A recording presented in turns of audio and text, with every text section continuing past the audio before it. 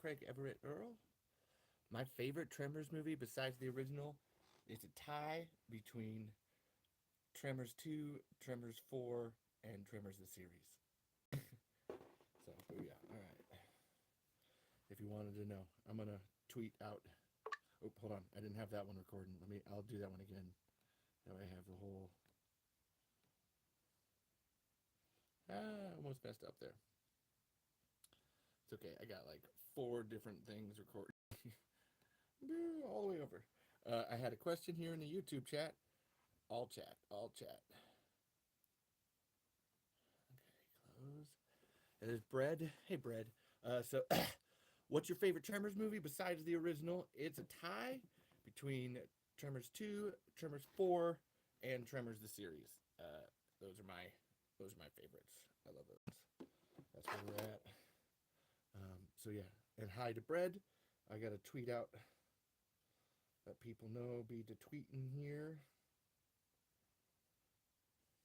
If you know anybody, let them know. Do I have Tremors the VHS? No, no, no. I only have Tremors on the Attack Pack on the DVD, and I refuse to buy Tremors 5, 6, and 7 because I don't want to uh, play into Universal's empty box named Tremors game. But then on that also note, then I do have Tremors the series on DVD too. So booyah! But I am constantly looking for VHS of Tremors, like just because like if to be fair, I want Tremors 1, 2, 3, and 4 on VHS. I just there's no reason for it, but I would love that. All right. Yeah, I mean, come on. Also, you gotta have if you have the whole. I mean, in terms of collections too, I have everything. Or at least I try to have everything. I have a whole. I have a stack of books here that I like to show off to anybody. Any Tremors fan should go get the books written by S.S. Wilson and Brent Maddock. And I have them here, which is The Bones of Jack Tati by Brent Maddock, and then Frady Cats and Frady Cats 2 by S.S. Wilson. Actually, he just came out with Frady Cats 2. I haven't read this one yet. And then, as any fan, you need to get the Seeking Perfection Tremors Unofficial Guide by Jonathan Melville. Like, it's just it's everything that you need to know about Tremors. Another S.S. Wilson book, Tucker's Monster. This is actually one of my favorites of his. And then Puppets and People by S.S. Wilson. This is a $600 book that I got for $60 because I'm as Steve says, I am relentless and I will find it. I will find it. If it's there to be found, I will find it. And then even more, this is how relentless I am. Here's another. This is released with Tremors the series. It's How to Survive Perfection, a guide to. It's literally. It says it's written by Burt Gummer. Yes, written by Burt Gummer, illustrated by somebody else, Brenda Brown. I'm always like, why didn't you have somebody from the TV show illustrate it? That would have been hilariously in canon. But can't have it all. Yeah, there's my stack of books of all things really Tremors. Hold on, I had one more tweet here to do. Stay on concrete, stay on rocks, stay on damn near everything. One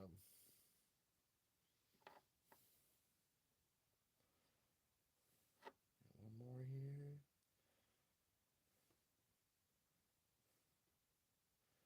Booyah.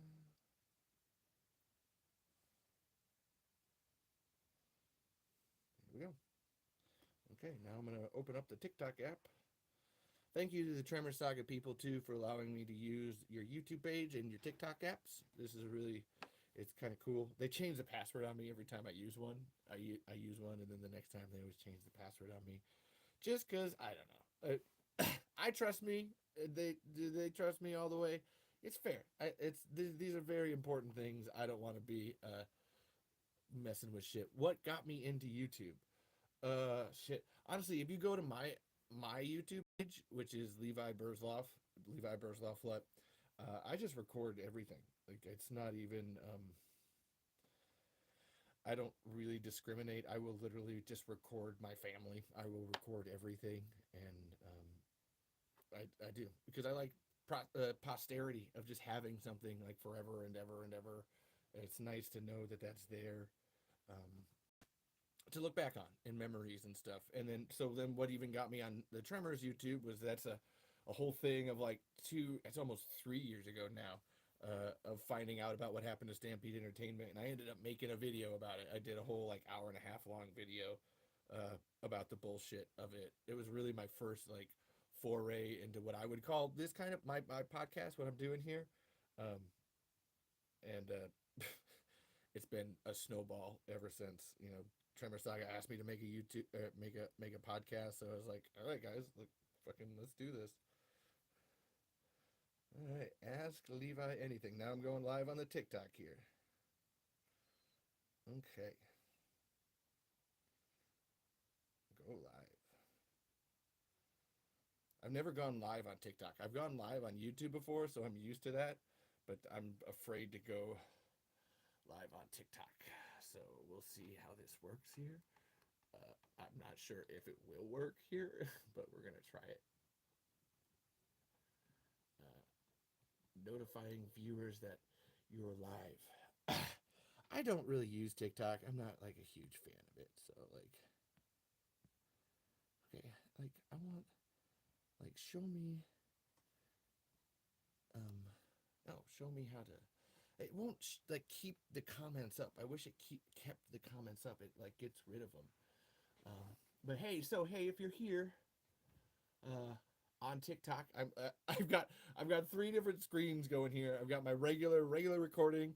I've got my YouTube channel, and then the TikTok channel up here. So like, if I don't see you, I'm checking in with each one, and I will do my absolute best to make sure that everybody's questions get answered. So if you're here on TikTok, we're already live on YouTube. So if you want to try that, we're already there. There's questions there. It's ask me anything. I know literally everything about Tremors, and then some. You can even ask me stuff that's not about Tremors. But I guess the whole point of why I decided to do this one tonight, which is uh, me going live and asking me anything, is that I have been harping for about the last year that I know that Universal was going to reboot Tremors. I knew it was going to happen. I've been trying to warn everybody and tell people about it, and nobody listens to me. Nobody listens to the Talking Tremors podcast, and lo and behold, guess what happened? We just found out last night that they were rebooting Tremors. They were actually going to do it, and the guy who did Bill Watterson, the guy who made Dave Made a Maze, was the one doing it, and he actually, it's really sad. I love Dave Made a Maze. I have been vehemently against rebooting Tremors, but then like the most bittersweet news of just like, what, like he was gonna do it, and so here I've been like the last year like telling everyone they were gonna reboot Tremors, and like, this is fucked up and shit, and they did it, and then they canceled it.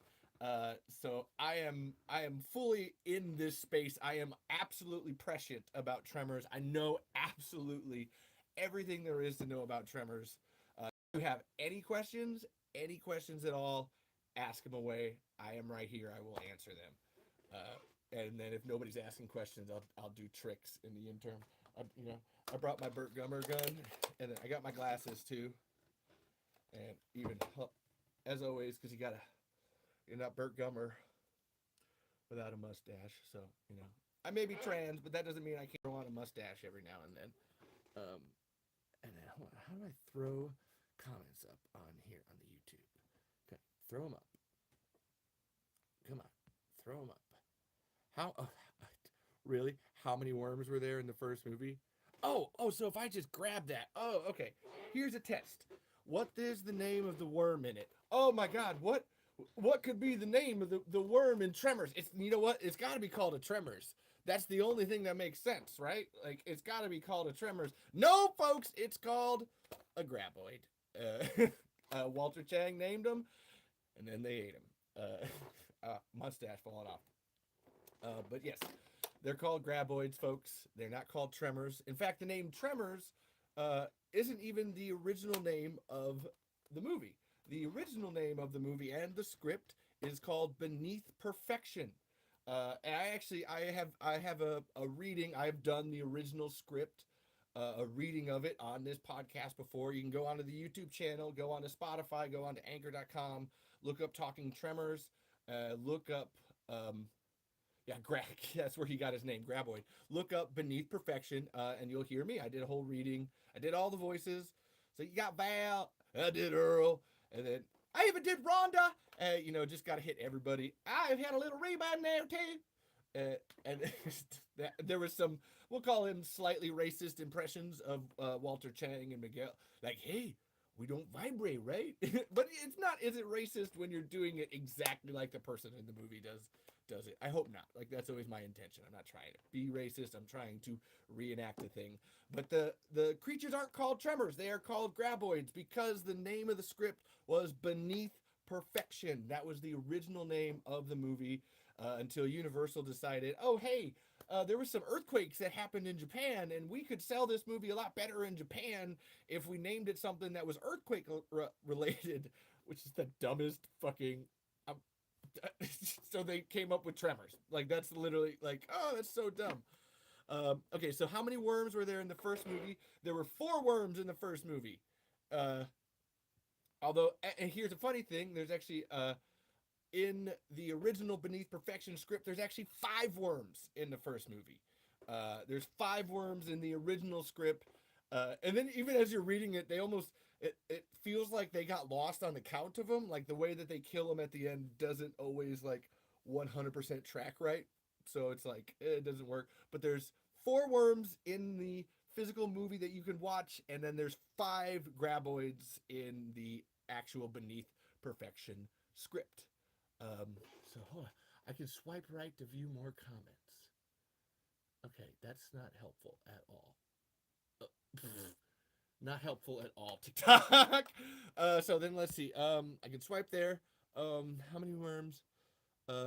Still angry about the canceled show, especially since Fred Ward passed away and was also returning.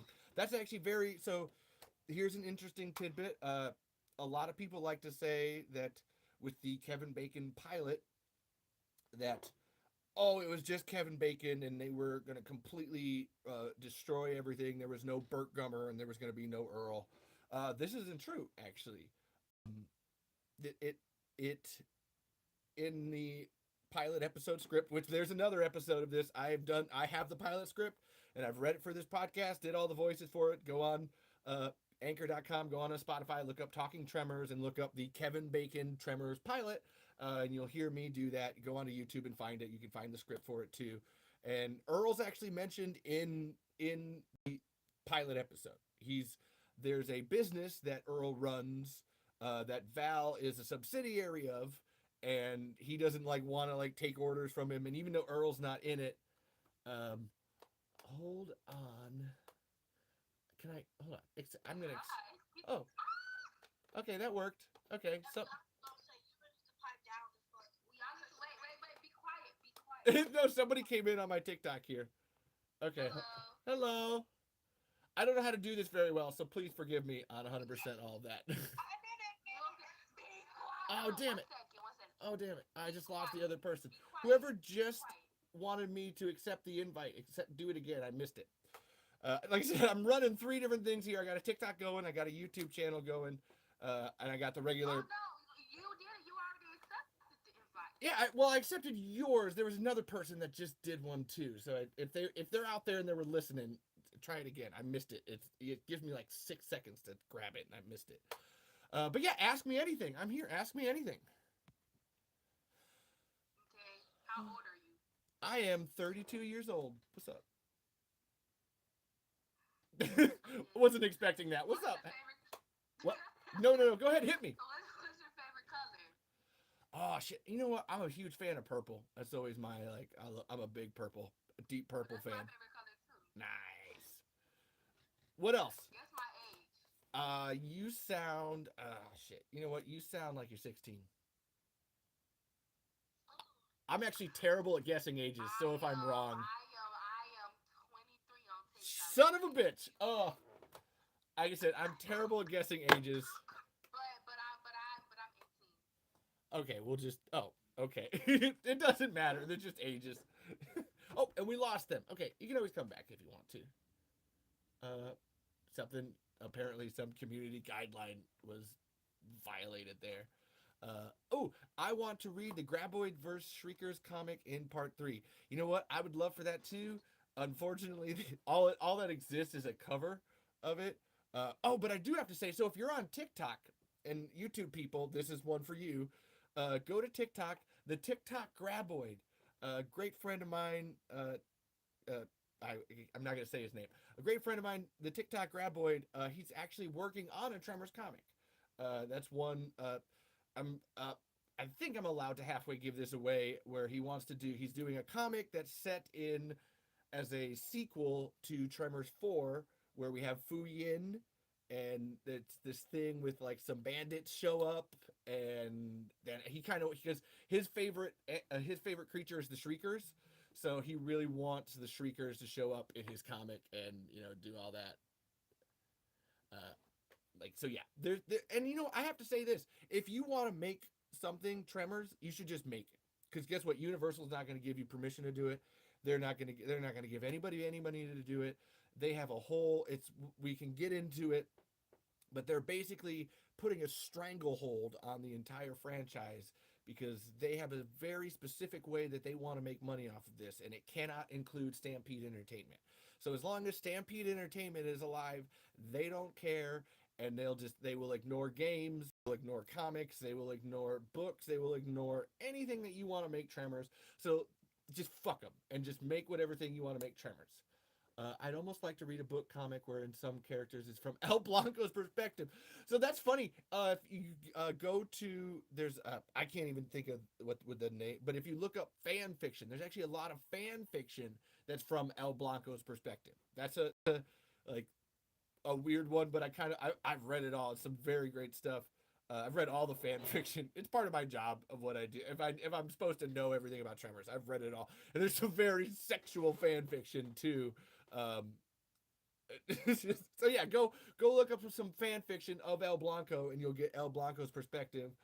There was actually originally supposed to be an episode of the TV show. If you don't know that there's Tremors the series made in 2003, there was an episode of the TV show. Not necessarily that was going to be from El Blanco's perspective, but El Blanco was going to get sick. And in the TV show, there is an episode where El Blanco does get sick, and there's these protesters and stuff.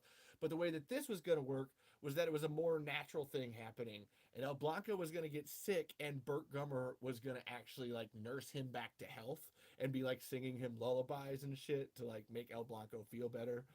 So that's totally out there. Steve Wilson even talks on the Stampede Entertainment website, which is a great. If you want to learn anything about Tremors, go to stampedeentertainment.com. There's a frequently asked questions, and Steve Wilson is still answering questions to this day about anything Tremors. Any fucking like that's where my knowledge of everything comes from. Is I've read every single one of them, but even he's still out there like doing everything that he can.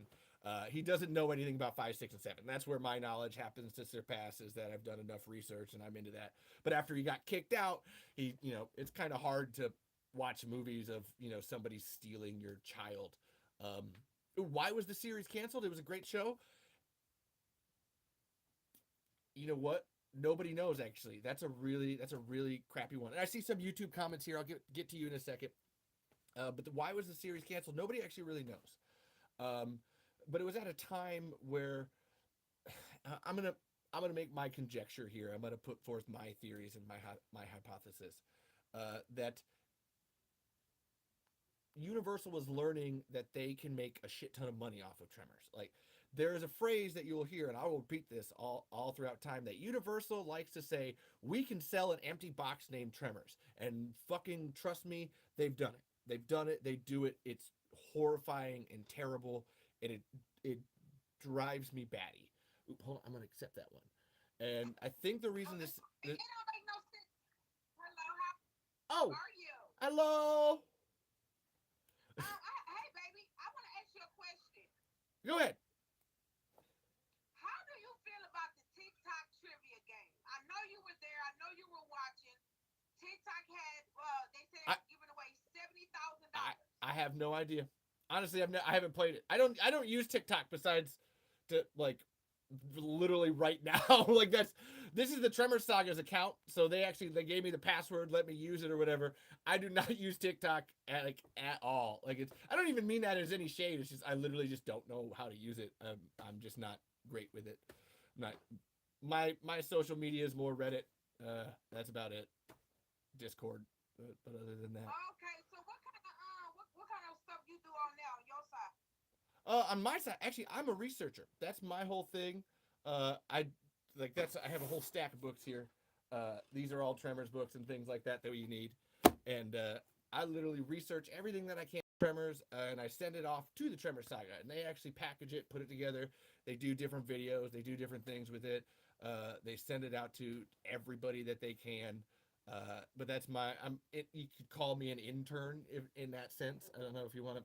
That's my best way of putting it. Yeah. Okay. So you don't know much about what's happening tonight. I have no idea. I don't even know what TikTok trivia is. Honestly, I have no idea. So okay, let me tell you what happened. Cause you know what, I'm upset. Let me tell you what happened. So TikTok had everybody register for free. Cause they said that they was giving out $70,000. They was playing a trivia game, 12-question game, $70,000. Right? We signed up. I signed up. They signed up to find out everybody that made it to the 12th round, the 12th question, only got $22 a piece. That sounds about right. I'm not surprised. Like I'd love to be like shocked, but I'm not surprised. It's not even like I said. That's not even TikTok. That's literally all social medias in general and shit. Like that's like. I was actually this is really dumb, but like I actually Twitter. I kind of use Twitter every now and then.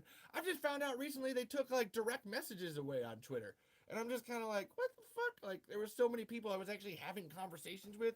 They're like, oh, they all disappeared, and I don't get to have Direct messages away. yeah, went bye bye. And it's like that's fucking dumb. No, it didn't go bye bye. What you talking about? It went bye bye. It didn't go bye bye. It went bye bye. That's the thing. All right, hold on. I'm gonna Never answer. went bye bye. I gotta I don't answer. know what you're talking about, Hold. sir. I gotta. What? I was talking about I Twitter. don't know what you're talking about. Okay. Oh, oh shit. Ah shit. I lost him. Damn it. That's okay. And I should have finished there. Why was the series canceled? I know. I will jump back and forth here. Why was the series canceled? Uh, has to do with Universal wants Mixmaster. That's my pet theory. Okay, because with Mixmaster, you can turn Tremors into one of the largest global horror icon brands.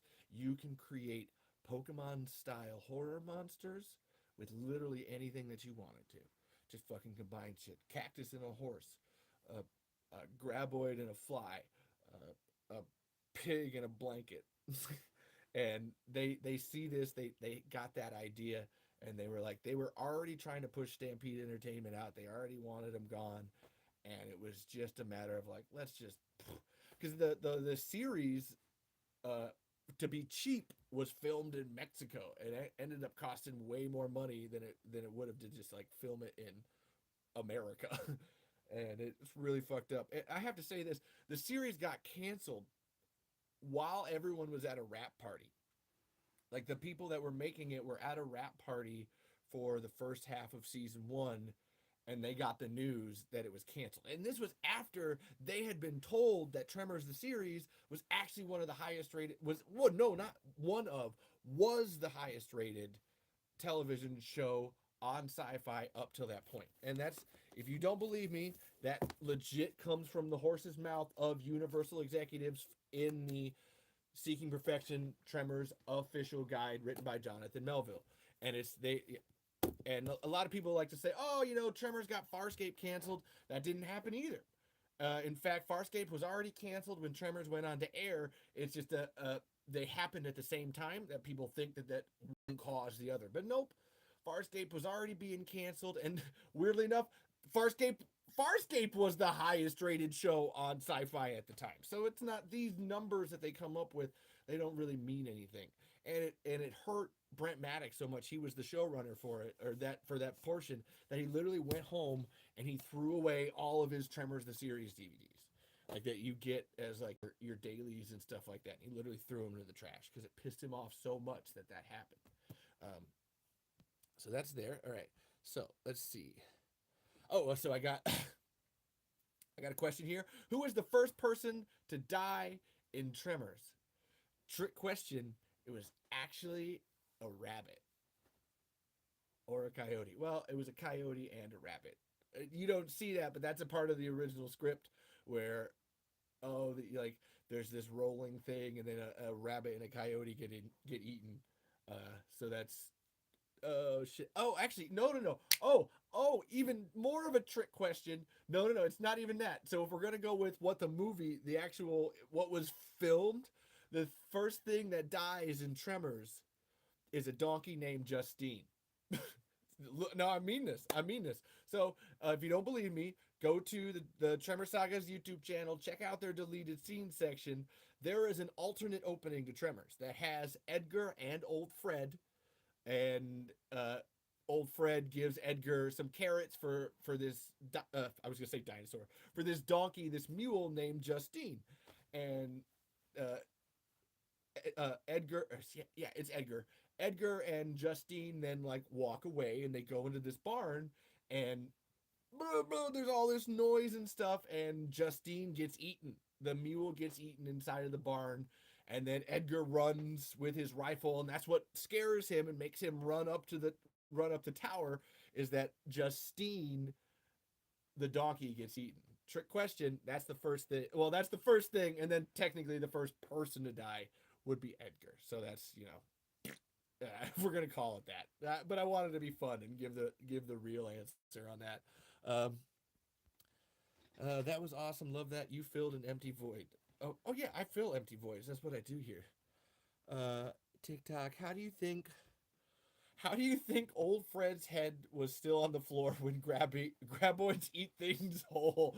Wonderful plot hole right there. Or no, I don't call it a plot hole. I guess it would be more of a like, what the fuck is this?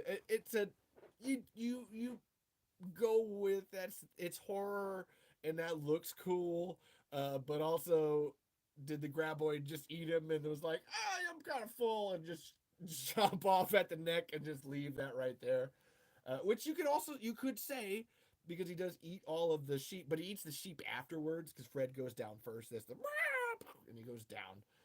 But why is there just a head there? Because it's a horror movie and it's a great jump scare, and I'm not gonna critique it because it's like we all know that. But what the hell's going on? I mean, what the hell is going on? We wouldn't get that without it. It's cool. It's funny. Come on, you know what I mean. Don't knock it.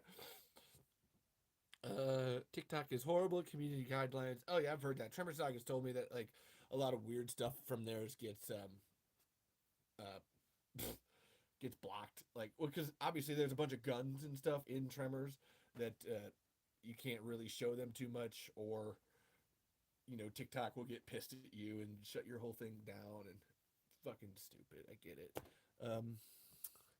Ashton Kutcher is behind it. TikTok trivia. Damn you, Ashton Kutcher. Was there ever an attempt to get Reba back for this sequel? Fuck yes, there was. In fact, they never stopped trying. Uh, and there's an interesting tidbit. Please forgive me for repeating over and over again. If you want, there's an episode of my podcast that you can go and check out on the YouTube channel or on Spotify or Anchor, called Tremors 2: The Lost Monsters, which is me reading the original script for Tremors 2. The original script for Tremors 2, which has Kevin Bacon and Reba McEntire returning as Val McKee and Heather Gummer. And it was what was supposed to be that movie, and it was supposed to be a theatrical release. It was going to have a $17 million budget, and they wanted everybody back. And this is a thing with Stampede Entertainment where when they make something, they like making sequels, even though it's like at that time was is considered faux pas, it's kind of like, oh, you don't like, you don't make sequels. But then they like to keep the story going. They started it. They feel like, hey, I made this. I should keep this and make this right. Do this right. Do this properly. They did the same thing for Short Circuit. They wrote Short Circuit too. At a time again when sequels aren't looked at as being done. But then, like I said, then they wrote Tremors 2, and then Tremors 3, and Tremors 4, and they even wrote Tremors 5 too, which we'll get to.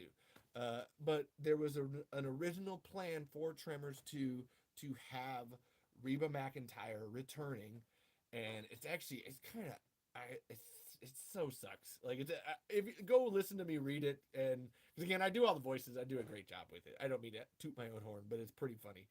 Um, and even more so having Kevin Bacon and Fred Ward back, and you get some of their great like interplay and dynamics, and it's really fun time. I absolutely recommend it. Um, and yeah, Heather Gummer came back, and she actually starts the doing what I can with what I got line, and it actually gets passed. It gets she starts it, and then Bert picks it up, and then Kevin Bacon picks it up, or Val picks it up at the end, and it's a great 1, 2, 3 joke punch. And I just, but it's so cool. Like there's there's a lot of great moments in it that you can end up inferring, uh, like when the call comes when Earl first calls. Uh, when Earl first calls Bert and Heather, she's literally shooting in the basement, and she like Bert is despondent, and she's just like yelling at him to pick up the phone because he won't pick up the phone because he's just sitting there watching war documentaries. Later on, even there's a great bit where when Bert does the memo, 2 pounds of C4 may be a little excessive. She's like, Bert, I love C4 as much as the next guy, but damn, you really go all out.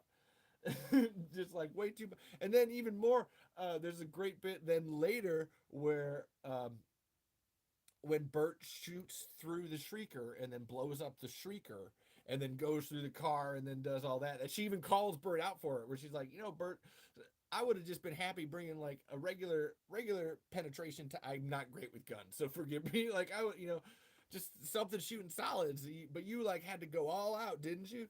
And she even gives him shit for the MRE. He's like, Jesus Christ, like you're so excessive here.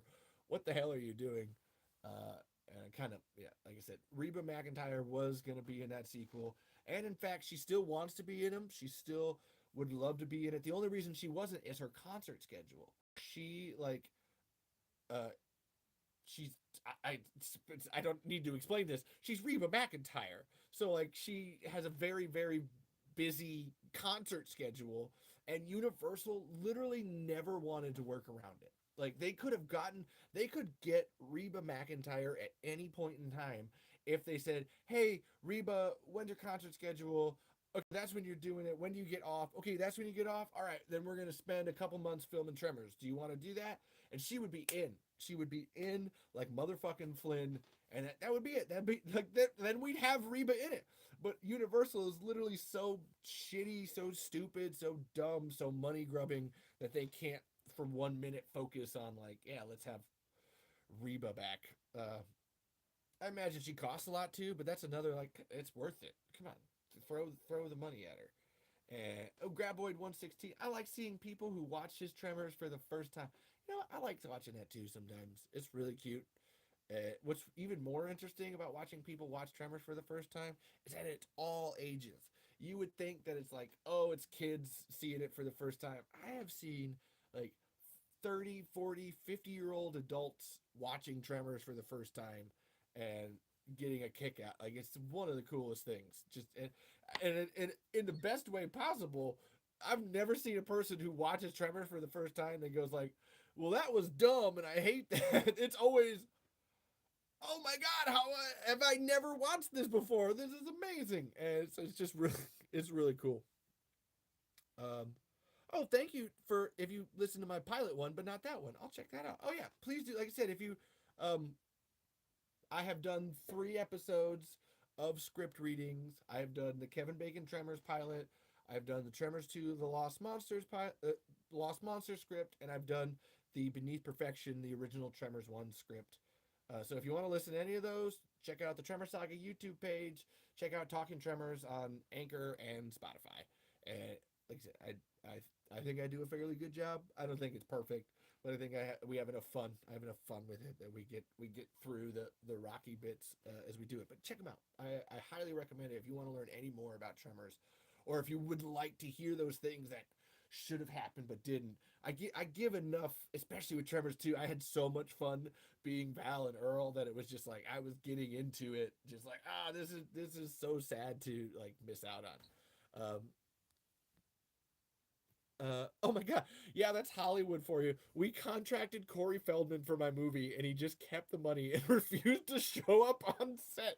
That's Craig Everett Earl. I don't know who you are, Craig. I appreciate this though. That's fucking hilarious. I'm sorry. It's not. I can't. It's not funny for you, Craig, but that's fucking that sounds about right. You know, at this point, I'd hope somebody asked me about what's up with Kevin Bacon, because that would be incredibly appropriate to that um, kind of thing. Anybody want to ask me about Kevin Bacon? Oh, what's up with Kevin Bacon? Oh, what's up with Kevin Bacon? Kevin Bacon is poor, people. I don't even mean this as an insult. I mean this as a point of fact. Because I'm poor too. I mean, like, does this look like a rich person's house? This looks like I got clothes hanging everywhere, and this is art, and I have purposely designed my walls to look like this and drawn on them. It's a whole thing. My friends have done stuff. I've done stuff too. It looks very cool. But Kevin Bacon is poor. In fact, Kevin Bacon and Kira Sedgwick had all of their money taken in a Ponzi scheme by Bernie Madoff in about 2008, 2009, and all of their money. Like they got scammed fucking hard. And you'll notice that that's about the time that Kevin Bacon started to realize that like he might want to be a part of Tremors, and that they're looked back on Tremors with a bit more glee rather than regret. And as much as like you said, I'm not trying to be like, oh, you're poor and that's that fuck you, Kevin Bacon. It's one of those things where how do I'm trying to be nice as I say this, like if you're if you're poor, Kevin Bacon, and you want to come back to Tremors, let's respect Tremors. Like you're not above Tremors, you are right alongside us. Like you're not any better than it. And in fact, like where have you been? Obviously, because the reason that like he wants back is this thing that I've told you where Universal can sell an empty box named Tremors. Uh, and the I can pinpoint the actual time where Kevin Bacon really turned around on like, oh, I want to be a part of Tremors, was for the 25th anniversary reunion for all the Tremors cast and people. And this was about the time that Jonathan Melville was writing this book, and he interviewed Kevin Bacon, and Kevin Bacon, was talking about it and looking back on it fondly, realizing a lot of things. But a shit ton of people showed up to this thing, man. A shit like this 25th anniversary. The Tremor Saga has a video of it on their YouTube page, of this 25th anniversary reunion screening, and there's a panel with Michael Gross and Charlotte Stewart and Steve Wilson and Brent Maddock and Ron Underwood and Finn Carter and Conrad Bachman and oh my god, Richard Marcus. I was gonna say the guy who plays Nestor. I didn't want to forget his name because he's any less than or something. Uh, and they all showed up, and there was hundreds of people in here. They actually had a sold out thing, and for me, that's when I can tell Kevin Bacon saw the dollar signs. Like, man, there's Tremors people. People love Tremors. They come out for it. There's a great quote in this book about even Kevin Bacon's kids were like, "Hey, Dad, did you see Tremors 2?" And he was like, "Guys, I'm not in Tremors 2." And he's like, and they're like, "Yeah, but it's awesome." So just this like twist of the knife on even Kevin Bacon's kids are like, "Yeah, Dad, but like." Tremors 2 is dope. So why weren't you in it? And running joke for the podcast, folks, drink your water. Everybody drink your water. Burt Gummer says drink your fucking water. Stop drinking your pops and your energy drinks. And you can coffee. We all love our coffee. But you know what? Drink more water. I literally drink a whole one of these in a day. I fill it up at the beginning of every episode, so I have a whole bunch. But drink more water. It's so good. So yeah, that's where Kevin Bacon wants back into Tremors. If he wants back, he's got to respect Tremors. He can't just kind of shit on all of us and move on. Okay. Mm. Okay. I've got this is a great question here. Uh, do you think Michael Gross wanted to put Bert's character to bed after the last film, and the budget's gradually getting smaller, or do you think the way his character exits was the studio's idea? Guess what? It was 100% the studio's idea. And Michael Gross does not want to put Burt Gummer to rest. He's actually really upset. Like, he kind of won't say it, but he's behind the scenes upset on they promised him ambiguity. They told him, "Yeah, we'll do this ending and make sure that it's completely ambiguous so that way you can come back if you want to." But then they stuck that fucking in memoriam tag thing at the end where it literally shows you all of Michael Gross's performance besides in the TV show, which fucking pisses me off. Like, seriously, like, oh, here's everything that Michael Gross did for Tremors, except for the 13 episode TV show, which has more time than fucking actually most of the movies. And they shit on Michael Gross. They had this alternate ending filmed and they shit on Michael Gross, and he didn't want a part of it. He especially didn't want a part of it after they kind of booted Jamie Kennedy. And so uh man, what's going on with Universal? I will get to that question. Because it ties into here with Michael Gross. And Michael wants back. Michael will do Tremors whenever they want to. That's where this whole thing that I have seen that they were going to do a reboot for the last 2 years. I knew that they were going to do a reboot. As soon as I saw Tremors Shrieker Island, I knew that they were going to do a reboot. And I've been listening to the podcast, and I've heard Ron Underwood interviewing, and he said that, yeah, they're already writing a Tremors 8.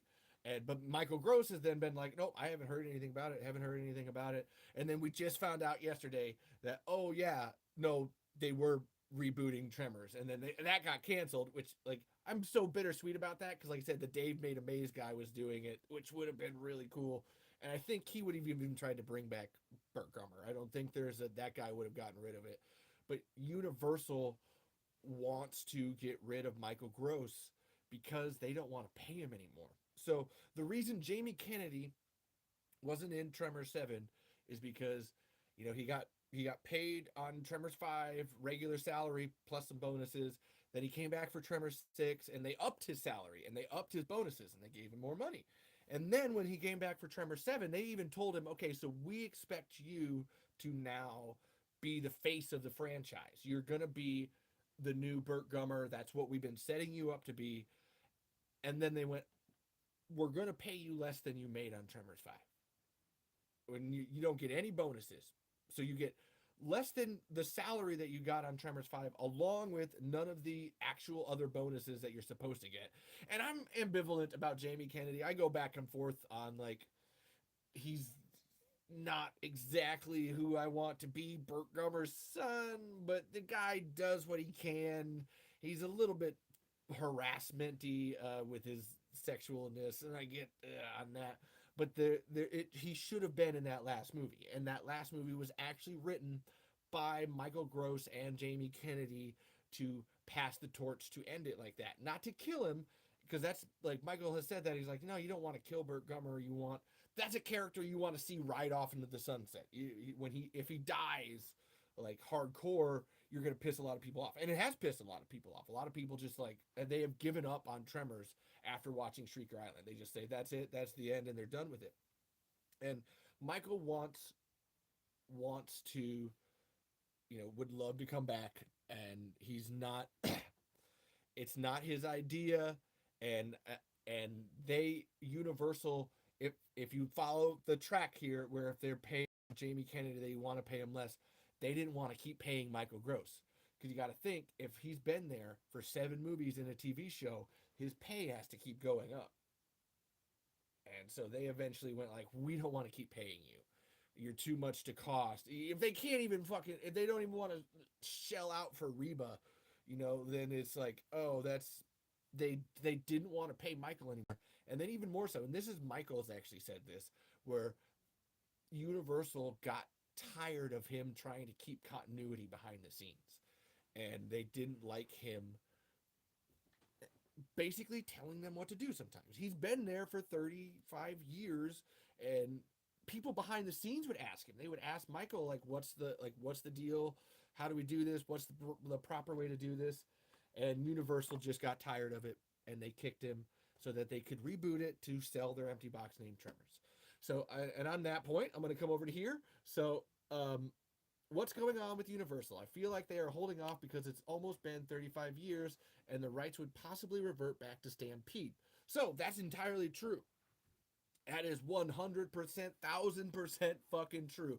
And I know a few things behind the scenes, but that's actually still happening. Stampede is still working on some legal stuff to get that done, to make that work and happen. That's why the Tremor Saga has their whole hashtag restore the Tremor Saga with Stampede Entertainment, because it's about ramping up to that point. So that way when Stampede Entertainment comes in, then we hit the ground running and we're off, and we don't have any of this transition period. We can just make Tremors movies again. And so that's what's funny though, is that happened. And I actually, what's great is that one's all me. Like, I don't have many claims to a lot of things that happen here, but the whole rights conversation actually happened because of me. And I recommend this to everybody. Go to Reddit and post about Tremors. Go to Reddit and post about Tremors. You get major karma. You get all, like, everybody fucking loves Tremors in the first place. You can go anywhere and post about Tremors because everybody loves Tremors. But I was on Reddit so much, just posting about Tremors all the fucking time, to the point where I actually got permabanned from Reddit. Like, I had a 10-year account that got permabanned from Reddit because there's Universal shills in the R movies department that just like, oh, you're spam, and you're a spam account, and got rid of me for good. But you can go to Reddit and post anything about Tremors, and I did this so much. I was doing this for a good long year, a year and a half almost, just fucking talking, just posting about new, and that's what pissed me off, was they weren't reposts. I was posting new things about Tremors all the time, new things that were literally happening, and I got fucking permabanned. But I did this so much, and then I would be in the comments, and that was actually my real, like, that's the thing that I did. I missed so much. That's why I'm not so much on social media anymore. Is that, like, I would be in the comments and I would just be teaching people about what happened with Tremors, because I read the books, I read fucking everything, and I just literally know every single thing that there is to know about Stampede Entertainment and Tremors, and I would just like, uh, oh, you read one of my Reddits. Oh, yeah. Oh my God, that's awesome. But I did that so much, and I would tell people all the time in these threads, hey, if you have anything that you want to say, reach out to Stampede Entertainment. Go to stampedeentertainment.com. Check out the frequently asked questions. If there's no question, if there's a question there that you have that hasn't been answered, fucking ask Steve, and you can still ask. You can literally ask him right now. He is literally still answering questions. I that's how I got Steve's email. Was that I like messaged him. I messaged him all shit, just fucking like, I can't. And this is actually, I just got an email from Steve like yesterday or the day before, because I was telling him all the things like that's been happening. I told him I got this Films of Jacques Tati book, and he laughed, and I could tell, he's like, wow, that's actually almost as hard to find as my Puppets and People book. You are relentless. And that, from anybody else but Steve, that would be like a backhanded compliment, but I could totally tell from Steve that he's like, Jesus Christ, you are relentless. Because what's written in my Puppets and People book, the inscription, because I met Steve Wilson I met Steve Wilson at a reading in September for his new movie script, Blank Slate, which I recorded that, and that's on my YouTube page. So if you want to check that out, look out Blank Slate. Go to Levi Burzloff Lut, and you can check it out. Actually, it's in the Discord, the Tremors Saga's Discord. If it's a lot easier to find there. And I met him, and I showed him this book, and he's like, "What the hell? How the hell did you find this?" And I'm doing my Steve impression. That's kind of how he talks. He's very nerdy, kind of like a little nerdy dude. And he's like, what the fuck? Like, this is like, how the hell did you? And then he even laughed because he's with his son Matt, and he's like, this even has like the rip in it that all the Matt has one. He's like, this even has the rip in it that mine has. And Steve wrote in my book to Levi, how did you find this? So that's Steve knows I am relentless. And like I said, I told him I got the Jacques Tati book, and he's like, you are relentless. And I am, when it comes, especially when it comes to this and when it comes to Tremors, because this is a grave injustice. And thanks, Caitlin. Yes, does Steve Wilson impression.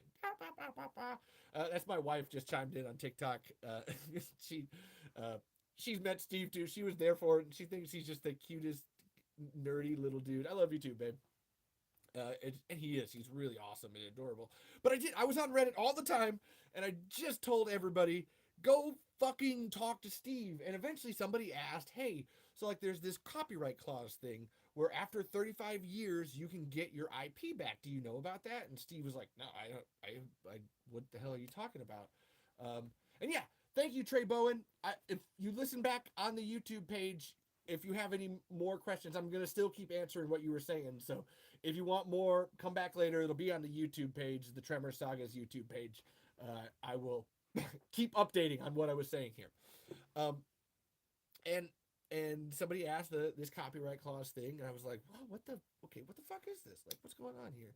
And I just I'm a researcher, and so then I went like looking, and I was trying to find out what the hell this is, what's going on here, and I ended up finding, oh, this is like a legitimate thing, and I found this lawyer. I'm not gonna say names. Found this lawyer, a guy that was he's actually just got the Predator rights back to Jim and John Thomas. He just got the rights back to Victor Miller for Friday the 13th, and I went to him, and I basically took because I make lots of Reddit posts, and I basically took a Reddit post and I put it into a Google Doc and I mailed it to him, and I was like, hey, can you help Stampede out here? And he was like, oh my god, yeah. Actually, I got a message back like the day after Burt Gummer Day. It was in my spam too. I was like, holy shit. And he's like, yeah, no, that would be awesome, man. Let me like, can you get me in contact with them? And lo and behold, what was funny was that I missed the message and it was in my spam folder. He had actually already talked to Stampede Entertainment a couple years before about something else. And he had their email and he reached out to them too. And then I got to Steve and was telling him, he's like, oh no, he reached out to us, and like, we met him once, and like, we didn't want to do it then, but he's talking to us now, and it seems like this is really something that we should go after and try and do. And so we're gonna go through the process and do it. And this is where I say that the hit the ground running thing. Uh, excuse me, I'm trying to have these books placed so you can see them. Hit the ground running thing, um, because it's like a 5 year long process. It's like you have to do all this shit with the courts, and you gotta fucking jumble shit and put shit in, and it seems like it's exhaustive. And I ended up putting together a whole legal document for this guy, sent it to him too, and was just like, here, I know this will save you some time. And so that's Stampede Entertainment is hopefully getting their baby back, and that's the interesting thing here too. So we've had this reboot conversation with Bill Watterson, the guy who did Dave Made a Maze, was recently working on a reboot for Tremors, and it just got canceled. And part of the reason it got canceled is this copyright clause thing, is that it's their they once the Shrieker Island ended, they immediately put in to plan their reboots. But now there's some wheels and machinations happening behind the scenes that Universal's like, fuck, like we can't do that. And ended up canceling it. Like I said, I'm very bittersweet about that. I would have loved to have seen it. That's like one person that could have like rebooted it, and I would have been cool with. Um, but yeah, but then like there's a puzzle of a Jenga bullshit to all of this. Um, so then, if you know, or if you've been paying attention, Kevin Bacon just said about like two week ago or 2 weeks ago that he's like waiting for the call to do Tremors, and he's always doing that. And I kind of laugh because it's like, well, bitch, we've been calling you. Everybody's been calling you. Like, don't be like I'm waiting for the call. Like everybody's been calling you. Shut up, man. And I could tell that. So then the cancellation light came down because now Universal's like maybe we can get Kevin in and we can get Kevin in quick here and get something done, and he wants to do it, and we can bank on this nostalgia thing, this whole like Stampede Entertainment idea. If we bring back some OG, we bring back some of the OG cast. Yeah, I don't mean to be. That's not. I'm so OG, man. Like totally. Mm, very OGs. And I suspect that Universal canceled the Bill Watterson reboot because now they're trying to pump in Kevin Bacon and get Kevin Bacon in there to do some rebooting. Um, but I kind of laugh because I can tell that they're going to spin their wheels for nothing. Nobody's asked, but the question is, I would ask of why did the Kevin Bacon pilot get canceled? And it's for tax reasons. So Universal wants to keep the rights. That's their whole thing. If they can keep, basically, it's a hamster wheel. If they can keep doing it all the time, they get a little bit longer on the rights while this whole thing is happening with Stampede Entertainment. And back when this was as a way of keeping the rights, 2018, 2017, they put on the Kevin Bacon Tremors pilot, and they had no intentions of showing this. None.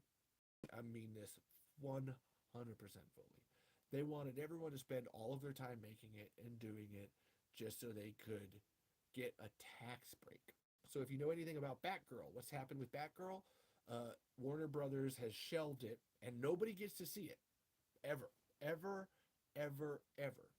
Because if they were to release it, they lose out on a tax break that they got from shelving it. This is the exact same thing that happened to Kevin Bacon's Tremors pilot. Exact same thing. So if anybody leaks it, or if anybody, they lose money. They lose big. And it's a TV show budget, so they lose a lot of money. And then it's tax break money. And you're thinking too, it's probably like $20 million. You're thinking that's not much, but it's enough. It's enough for in this scale of a Hollywood accounting that they want to. Oh yeah, you can play it off with a little more. You can do a little more with it. You can pretend. Um, it's really fucked up too when you know that Tremors valuation as a franchise is $500 million. Tremors has made $500 million in its lifetime. And that's no merchandise, no games, no extra shit. That is just from selling DVDs and VHS and however much rights or they have when they rerun shit. And there's all of that money because Universal says we can sell an empty box named Tremors, and they can, and they have, and they will, and they do, and it's fucking frustrating. But they did it. They fucking juked Kevin Bacon, and it's just horrible, horrible, horrible, horrible. I wish somebody would ask me like a regular question now because it's I can go on a rant about Hollywood and how dumb it is and all of these stupid things. And I will if you really want me to. Please ask me a question about that, but I don't want to. Um, as excited as I would be to see Kevin come back, I would still be bitter because Ward won't be back by his side. I have to say, that's what really pisses me off about what happened with the Kevin Bacon Tremors pilot is that there were good and sturdy plans to bring Fred Ward back. And Andrew Miller he even has a tweet about this where as Walter Chang as his witness, he would have brought back the Gummers too. Everybody was planned to come back and work into this new universe. And even Mixmaster was involved. If you know the TV show, Mixmaster was involved. It had Mindy, it had Melvin. Uh, there was Changs in it. There was a family of Changs in it, and I really trust Andrew Miller and Vincenzo Natali to have created a good product with that. And it was going to be an 8 episode miniseries thing. He had it all planned out. Uh, and it frustrates me to no end because that could have been the actual start of a good revival of Tremors. Instead, we got 5, 6, and 7, which are these hackneyed schlock affairs that only really bring the name of Tremors down. And I'm a fan of hackneyed schlock affairs, but when they're done with heart, that's my problem with 5, 6, and 7. No heart. It is all hackney. There's no heart. Oh, I'm using alliteration, and it's just nothing to it. It's empty. It is an empty box named Tremors, and I could tell that the Kevin Bacon pilot was not an empty box. That was something where with this, I could tell with this Dave Mays, Bill Watterson reboot that had a heart to it, and that's why it got canceled. And we could have had Fred Ward back for a couple of years. He could have came back and been in Tremors for a little bit, and that's why I'm so upset by it. And it makes me I'm really sad now as I'm pointing this out because we could have had Fred Ward back in a Tremors movie, man. Not just that, because we've had Fred Ward back in a Tremors movie. We could have had Fred Ward and Kevin Bacon back in a Tremors movie, which is as much as I think Tremors 2 is a better movie and Tremors 4 is a better movie, and the TV show is amazing, it is undeniable that Kevin Bacon and Fred Ward had a chemistry that you just can't it to replicate that, like that right there is the goal. That should be the number one goal of any Tremors thing moving forward. Having Finding two people with that chemistry. That's why it's like I don't sign on the like they were gay like gay dudes or whatever, but they had a bromance and you could feel that through the screen and it was palpable and awesome and great. And we could have had Kevin Bacon and Fred Ward back on screen with that chemistry, and Universal was more interested in the dime. They were more interested in the buck. And it just fucking pisses me off. And now Fred Ward's dead, and we'll never be able to get that. Although, so if I'm going to postulate, if I, as my fan theory self, I, I've said this before, we bring in John Bernthal to play Fred Ward's kid, Mikey Stampede Bassett. That's always what I call him. But we have John Bernthal play Earl Bassett's son, Mikey Bassett, and then you have a. I don't think him and Kevin would have the same chemistry, but I think if you want to try something to get there, I think a good one would be to have Kevin Bacon and Christopher Garten back, and there you could have a great thing where they both think that they're the better monster hunter because oh Val, I did it. I was monster hunting before you were in diapers. And then Grady was like, well, yeah, man, but I was there when they turned into shriekers. Where were you, dude? And they could have this great like tete-a-tete with each other, or even better. I mean, because that's me trying to sell my. I love Grady. Grady's the best. But even to try to get some chemistry thing, have Kevin and Michael together. Kevin Bacon and Michael Gross together. Val and Bert. That could get you into that Fred Ward, Kevin Bacon territory again and have a really great, because it's about chemistry, it's about acting, it's about characters. And those two people at their stage in life are both great actors. And then both of those characters with what they've developed, you even take what you have from the Tremors pilot, keep moving it forward. Look at Bert as where he's at. And like, that would be, that's my sweet Jesus, make that happen. Fucking sweet Jesus, make that happen. Um, who is my favorite character in Tremors? I'm sorry, Brad, that you had to ask that. You only have to ask it once. I'll get back around to it. Who is my favorite character in Tremors? Larry Norville. I bet people are like, who the fuck is Larry Norville? And I'm sitting here like, well, folks, I'm gonna tell you who Larry Norville is. Larry Norville is one of the greatest characters that Tremors has ever produced. He is everything that you hate about Grady, but put into a better package. If you hated Grady, you can love Larry Norville, and I love Grady too. So that's not even like a diss on that. But there's Larry Norville is this, let's call him a Tremors super fan that comes to Perfection, Nevada. Because you know, you guys are out here like going, behold, it's a mighty El Blanco. Like, I mean, how cool is that? And he ends up becoming like a great fundamental character in his own right, incredibly important, and he learns and grows, and there's a great Tyler Reed and Bert. This is the TV show. Larry comes from the TV show, and Tyler is talking to Bert because, you know, I just pinned you off the satellite, and I just, oh look, there's this real big signature. Voila, there you are. And Tyler turns to Bert and is like, if you ever had a son, Bert. It's just, that's where I get like the Jamie Kennedy, like, that's not a real Bert Gummer kid. It's Larry Norville, and he's great because he's a nerd. He's every one of us. He is an audience surrogate that comes into his own and has his own character arc and becomes his own person. And I love. It's, you know, 1998's The Fly. There's this guy, and he's just like, Larry. There's a time and a place for that. It's called childhood. It's great shit. uh, yes. So, who is my favorite character? Larry Norville, followed by Earl Bassett.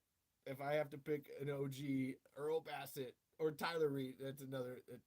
Tyler is third, but Earl Bassett is one of my favorite characters. The first Tremors movie that I ever watched was Tremors 2, and for the longest time I thought it was the first Tremors movie, and Earl Bassett has had imprinted on my brain. Um, and when we watch it back, I watch Tremors all the time, obviously. And one of my favorite things about Tremors 2 is Earl Bassett's PTSD. Like, it's so great. And then once I've watched Tremors 1 and see he's a much more free kind of guy, but he's still got this like, Jesus fucking Christ. And Tremors 2 is so great because Earl is just like constantly shitting his pants, just like I me and my wife Caitlin have there's always my line that I quote when I do that. It's a whole new ball game, whole new goddamn ball game. Because it's just the way he fucking tries. You know what to do, right? Right? I don't know shit. It's like he's so real inside of that moment and what he's doing. I fucking Earl Bassett for King. And that's where like Fred Ward is such a loss. Uh, I've seen people be like, "Oh, he's overacting and he's campy," and I'm always like, you know, I think he hits it exactly right. I think you're not evaluating the movie properly. You're not really seeing this world of giant monsters that turn into dinosaur chickens that like uh this shit's fucking scary, man. And you gotta have a regular reaction to it. And I really appreciate once I watched Tremors 1, then seeing that Earl, you know, he's the one that actually is trying to teach Val the whole time, not just about women, but the entire concept, the what we would call the theme of Tremors having a plan comes from Earl. Now, damn it, Valentine, you never plan ahead. Here it is Monday, and I'm already thinking of Wednesday. It is Monday, right? it's, like that's it's fucking it's brilliant. And I've learned this about Fred Ward watching him in other things, that he's an amazing character actor. And Brad just pointed out he's not overacting. And yeah, Craig just said it was such a great character actor. Like when he's in it, man. He is in tune. That is all that he's thinking about. I actually attribute Kevin Bacon's acting skills to acting in Tremors with Fred Ward. I think Fred Ward, and Kevin even talks about that in the book, that Fred Ward imparted so much wisdom to him. Like they were literally with each other all the time. It was always there was never a scene where they're filming where uh, which not gonna lie, I love that you can just quote Tremors whenever. I can do the entire movies, like I could front to back. If you ask me a question about a Tremors quote, I'll even correct you and be like, that's not exactly how you say it properly. But yeah, but I think Kevin Bacon's acting skills can be entirely attributed to acting in Tremors with Fred Ward. Like I am, that's not me trying to pump up Fred Ward because he's dead or anything. Like that's seriously what I believe. And you can even check out this is something I haven't talked about yet. Check out Tremors the Lost Tapes on Steve S.S. Wilson's personal YouTube page. Go to Real Deal Productions on YouTube and check out Tremors the Lost Tapes, and you'll see Kevin and Fred just bonding and broing out behind the scenes. It's part of why their chemistry is so great. Like they were just back there just being buddies like all the time. And I really, yeah, I 100% believe that the reason that Kevin Bacon is such a good actor now, because he's actually a very great actor and has been, but when you look at early Kevin Bacon and then post Tremors Kevin Bacon, there's this shift where he learned commitment. And any actor, any comedian, any improver, any entertainment person will tell you commitment. 100% commitment to the bit is that's it. That is what will save you till the end of the day. And that's what Fred Ward taught Kevin Bacon. Commit, motherfucker, commit. Come on, kid. We're out here, we're fighting worms, and I know what you're thinking. It's kind of silly, but you know what else is silly?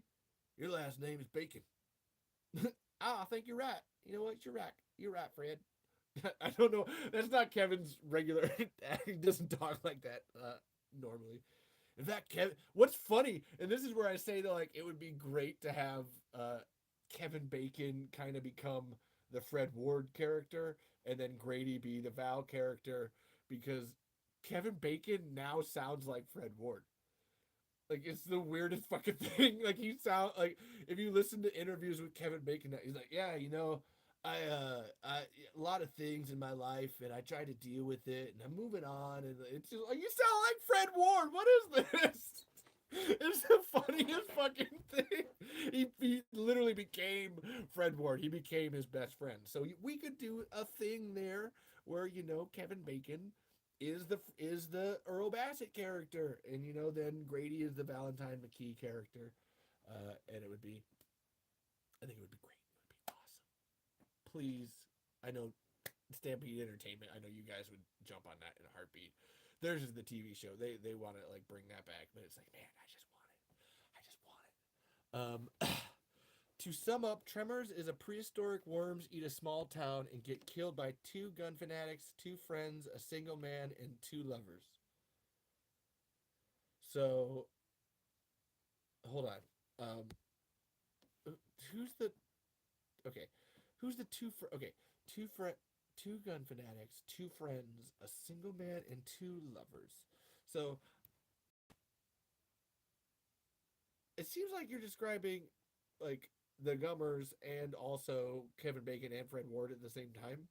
I gotta read that again. Two gun fanatics, okay, the Gummers, two friends, Val and Earl, a single man, Nestor, Miguel, uh, Chang, and two lovers. Is Rhonda and Nancy getting together? Like, what's going on there? I, I'm joking, but what's going on there? Also, what's going on there? Explain yourself, Bread. I don't understand that.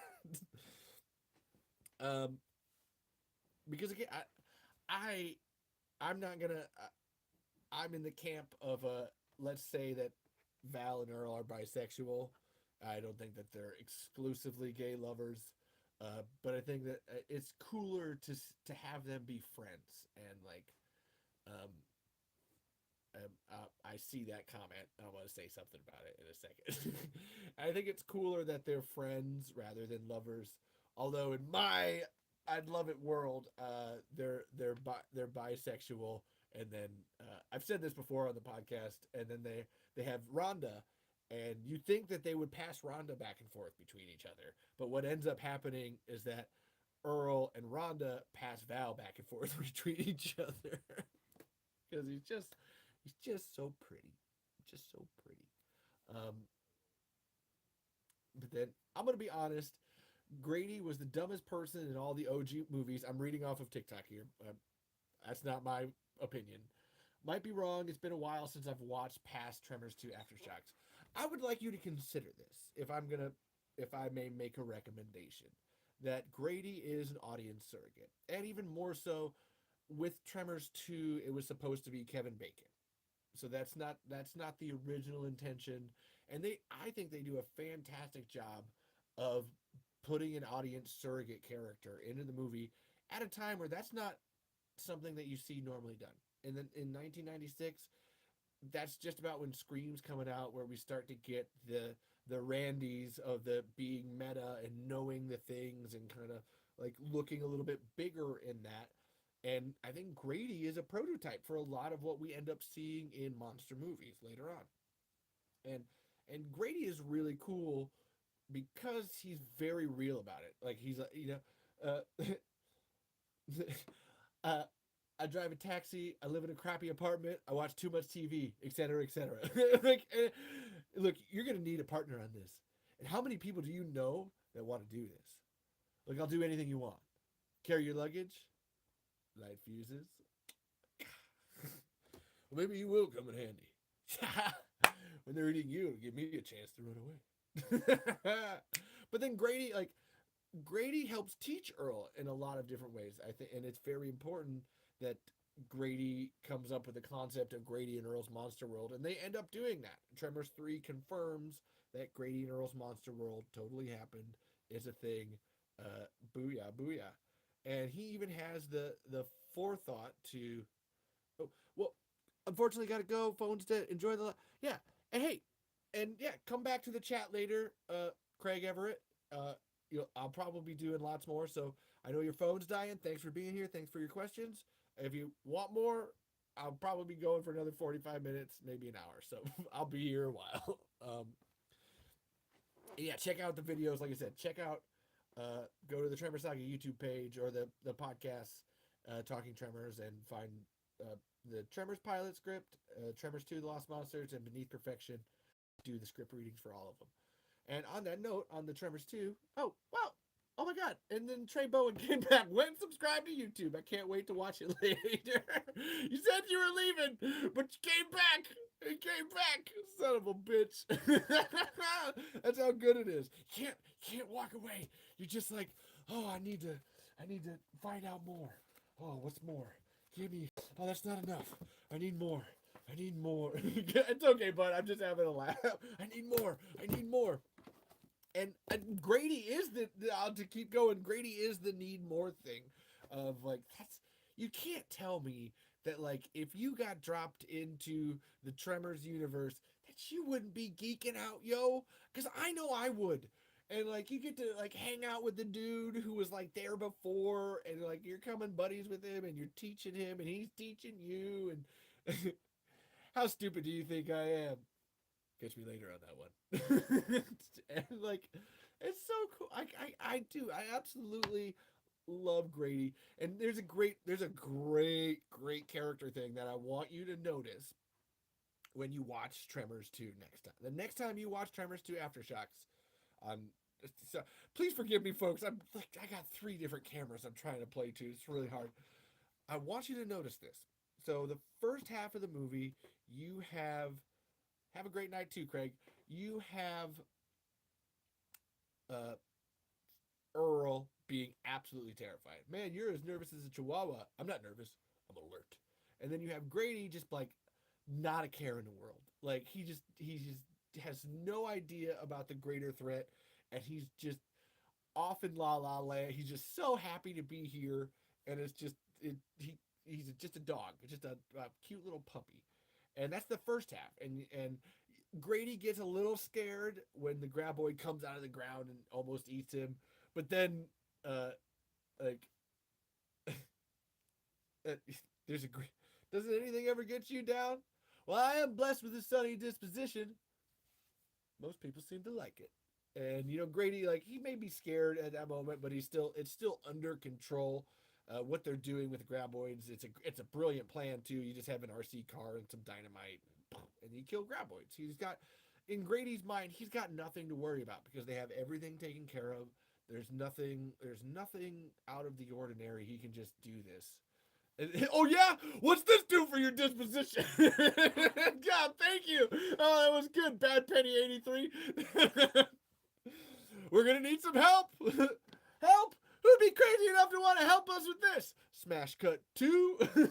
And then cool thing about Tremors 2, when Bert's in his bunker, the guy narrating that over 16 hours the enemy penetrated and bombarded. It was the deadliest bombardment of the siege.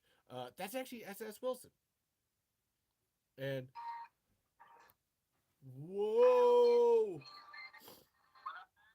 Hey, got any questions about Tremors?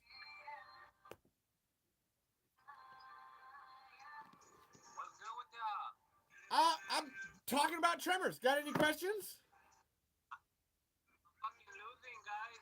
I can't help with that.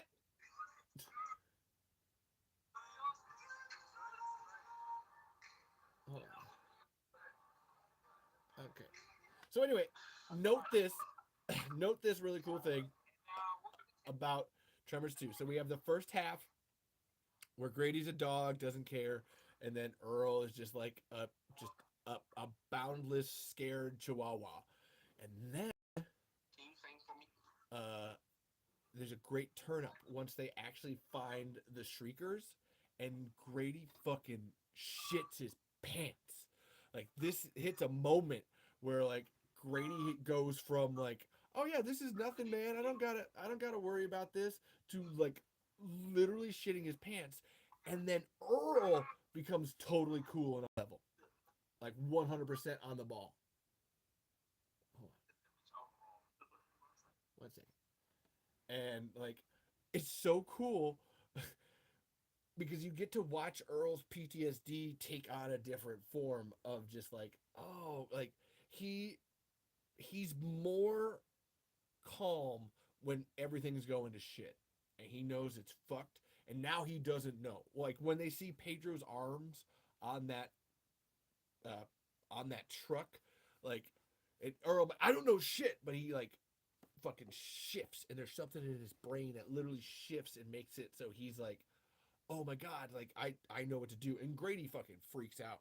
And then there's a great little bit of like character acting too, where like Grady's fucking freaking out, and he's terrified and shit. And then like about 5 minutes later, they find the dead Shrieker, and Grady's like, Earl, we should take this one with us.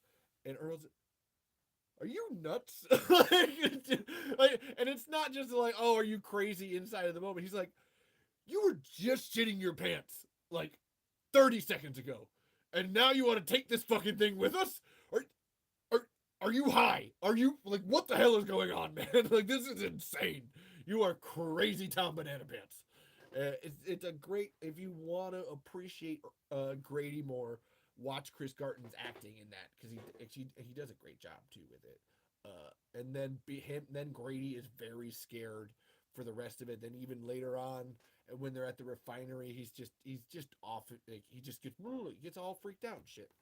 And so that's where I have to say that Grady as a character, if it was us and we got put into that situation, you, me, all of us here, you can't say you would act any differently. That's exactly that. That's who cares how badass you think you are? Like, you're fighting the giant worms and they turn into fucking giant chickens, and you don't know, man. You don't fucking know shit. And yeah, I appreciate that. So I appreciate Grady. He is the Larry Norville of Tremors 2. So yeah. Let's see. Did I have any questions I missed? Um, oh, I did. Hold on. Oh, I missed. Oh my God, TikTok Graboid. I'm so sorry. I missed your question. I knew I had something back there. When did SS Wilson start Tremors 5, and when did Universal steal it? Alrighty, there's a good one. So that actually, the writing for Tremors 5 happened as soon as Tremors 4 got done. I mean, quite literally, as soon as that movie was done, Universal was like, we want Tremors 5, make Tremors 5 happen like immediately. And so him and Brent got to writing. They got to writing Tremors 5. And if you don't know, Tremors 5 is Tremors 5 Gummer Down Under, where Burt Gummer was originally going to go to Australia. Oh my god, I'm back on big screen. Excuse me. So many ADHD things fucking freaking me out. Burt Gummer was going to go to Australia, and Tremors 5 was written as a passing of the torch movie of Michael's getting older, and even Stampede themselves were like, like, let's can't do this forever. Let's try to like move this on to make this a bigger world, do a lot of different things here. Oh, hold on. Oh. And they wrote this for like 10 years. So if we Tremors 4 is in 2004, we'll say 2005 is when they start writing it. And they're writing it and they're writing it and they're writing it. And they're not writing it because they like are fucking it up. It's because Universal is like, maybe we do. We want it. No, maybe we don't. We want it. Maybe we don't. And literally this back and forth. Yeah, we could have had Australian graboids. It's you're gonna be so upset by this. And they did back and forth, to the point where they ended up with like 7 or 8 drafts of it, of just trying to figure it out. And Universal steals it in 2015. So they write it for like 10 years. And even to add insult to injury, they tell them, all right, we finally have greenlit it. We're going to greenlight it and you're going to make it. We're going to need your script to do it. Yeah, let's do it. And about like a year later, Universal goes like, oh no, we're not. And we're just going to take your script. And oh, we'll make you executive producers on it, but you don't get to be on set. You don't get to write anything. You don't get to direct anything. You have no say on anything at all. And the only reason that Tremors 1, 2, 3, 4, and the TV show worked is because Stampede Entertainment did everything. And they pinched pennies, and they're low budget people. They come from super duper low budget stuff, and they literally were the only one like, okay, like we can fix that there. Let's make that happen. Well, let's roll that in over there. We'll turn that into that, and they were able to make those 4 movies and TV show work because they're Stampede Entertainment. Like I mean that. That's their bread and butter. Is low budget shit. And Universal were like, oh no, we actually don't think that you have any experience making low budget movies. That's literally the quote. Literally the quote from Universal. We don't think that you, Stampede Entertainment, know how to make low budget movies. And when you consider that Tremors 1 was made for $11 million, Tremors 2 was made for $4 million, Tremors 3 was made for $5 million, $5 or $6 million, and then Tremors 4 was made for $4 million, and then the TV show was made for about $5 million. So you have 5 movies there, all made for under $30 million. Which, if you know anything about making movies, that is low. That is a low motherfucking number, man. To have made those movies at that quality with those practical effects and done what you did with them, and have great scripts, great characters, great story, all that jazz. Like, that is a low, low number. Under $30 million. Holy shit, dude. And Universal said, yeah, we don't think that you know how to make low budget movies. And Steve even, like, he gets so incredulous. Like, I've listened to these interviews with him, and he's just like, I don't know what. Wait, like, how did we not know how to make low budget film? Like, this is literally all we've been doing. Literally. And then another little thing happened, and Universal's right, or sorry, not Universal's, Stampede Entertainment's right of first refusal clause expired in 2015, which basically meant that Stampede Entertainment had the ability to say no to anything. They had, okay, we're not going to do that. We're not going to do that. We get to pick the director. Okay, we're going to do this. We're not going to do that. It was basically their ability to have some kind of control. And oh, bread. Yes, I'll see you later, Brett. And yes, check this out when you're done. Like anybody, if you end up leaving and come back, check out the YouTube page. This will have it there. Even if you're on TikTok, I have a whole saved version of it because I don't believe in letting it disappear from the ether. That's just weird. And Stampede Entertainment, their right of first refusal clause expired. And then that's when Universal said, "Oh, I guess we can't. Oh no, you can't say no." So like, we say no, like bye bye, and kicked them out.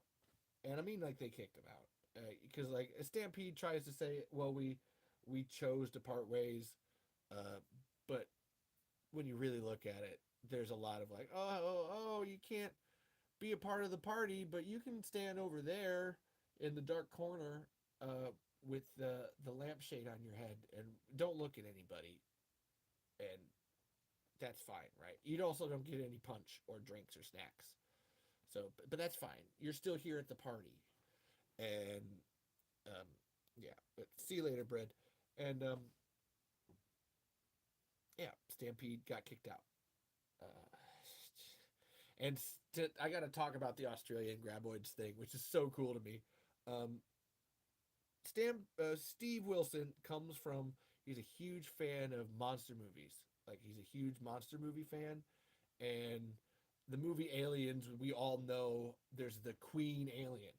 You know, there's a bigger alien and there's a queen alien. Oh, I'm pitting out hard. Look at that. And when Steve went to make Tremors 2, he's like, we don't. Tremors 1, in fact, is a parody. It's a parody homage of all monster movies. And it's about taking the tropes that we knew um,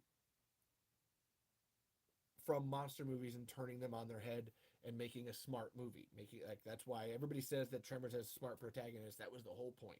Is it's actually a parody homage of 1950s monsters movies. And Steve went to go make Tremors 2. Steve and Brent, all of them went to go make Tremors 2. But Steve especially then said, okay, so like we can't have this be a bigger graboid. That's what they're expecting of us. That's what you expect to happen is that there's a bigger graboid, and that's not that's not flipping the trope. That's not being the parody, the satire. Like we have to do something better. We have to go a little bit better, and that's where he came up with like, oh, what if instead of going bigger, they go smaller? And so there's a great thing of like, oh, that's where the idea of shriekers came from. Oh no, they're not going to be bigger graboid. They're going to be smaller. And then they swarm. And actually, Steve has a fascination with swarming monsters. So that's where his whole like, yeah, there's so many of them. And the original Tremors 2 script has some great bits where there's so many shriekers that they're literally bursting out of buildings and piling over each other like zombies do, like lots and lots of zombies do in movies. And it's terrifying. It's great stuff. Like I said, go read the script. Go watch me read the script. It's fucking great. And so for this Tremors 5, they went like, okay, so we've said this thing about like we're not gonna make like a bigger graboid, but let's look at it a little differently and let's make like a meaner, like an Australian graboid. And that's why they picked that. Because everything's crazier in Australia. Things are more venomous, like things are more deadly. And it wasn't that it was a bigger graboid, it was just a more ferocious graboid. And they had even, and it's not exactly the same design as what we get with Tremor 5, but they kind of were working with Studio ADI to make it a leaner. That's where I say not bigger, a leaner version of a graboid, a more aggressive version of a graboid that would have been in essence this queen graboid. Which after like you have to look, okay, so you had 1 2 3 4 5 1 2 3 4 and okay, now you could actually do, now it is on flipping the trope on its head. You're flipping your own tropes on its head to have the queen graboid and do that. But this is actually my favorite part about the original Tremors 5 is that wasn't the fucking threat. The threat was the mini G's, the dirt dragons, the grablets, the shooters from Tremors 4. So the whole way that it worked was that they're in Australia, and the reason, and it was going to be explained in the movie, is the reason that they're in Australia is ass blasters have to find someplace hot with water to lay their eggs. They have to like they do that in Tremors 4 where they show that there's a hot spring that hatches the eggs and makes that happen, and that's how we get more graboids. And they were going to be like, okay, so these ass blasters a long time ago found Australia, found it a perfect place to like make eggs. It's described as salmon spawning in a similar way, and they just laid eggs like crazy, fucking just hundreds of thousands of fucking eggs all over the place. And what ends up being terrifying is that they all hatch, and they're all the tiny little fuckers. And so then it comes back to Steve's fascination with swarming things, where we have all of these little mini G's, and it's a great flip. It's a great again. It flips the script because Bert has seismo monitors. It's talked about in the show that they have wrist seismos, and he's hooked up to a seismo satellite in the sky that lets him know where like all graboids are. But these little ones don't show up on the fucking monitor. They don't. They're so small that like they don't make a presence. So like all of this shit starts happening around him, and he's like, I don't know what's going like that. He keeps coming up on stuff, and like there's cars wrecked and people dead, and he's got like no idea that it's happening because he's like, well, there's nothing on the seismo, there's nothing reading, why don't we like actually know about it? And it's because these little fuckers are like they're they can't find them, and it's so cool. Sorry, I geek out about this, even though it didn't happen. But it's the coolest fucking concept to me. They're just like there's so many of them, and they're fucking swarming all over the place. The little dirt dragons, the little tiny ones from Tremors 4. And because Bert doesn't know about them, he hasn't seen them. Sure, his grandpa has, and we know about them, but Bert Gummer hasn't. So it's a great like, oh, he's still unprepared. Oh, son of a bitch. And it's great. There would have been a great scene in it where Bert Gummer he gets like a minigun, like an actual uh, Predator fucking minigun, and the mini G's, the mini G's, the dirt dragons are swarming at him and they're driving away, and he ends up like running out of bullets on it because, as he says, he's like, oh, like this thing fires at a rate of like 100 rounds a second, and I've only got like 6,000 rounds, which means I got like a total of like a minute and a half of firing on this. Like, it doesn't work. Like, it's really cool. And if you know Steve Wilson, you know that he was drafted into Vietnam, and he's not like a fanatic, but he likes his guns, and he knows uh their power and their force, and he knows that they need to be depicted appropriately on screen.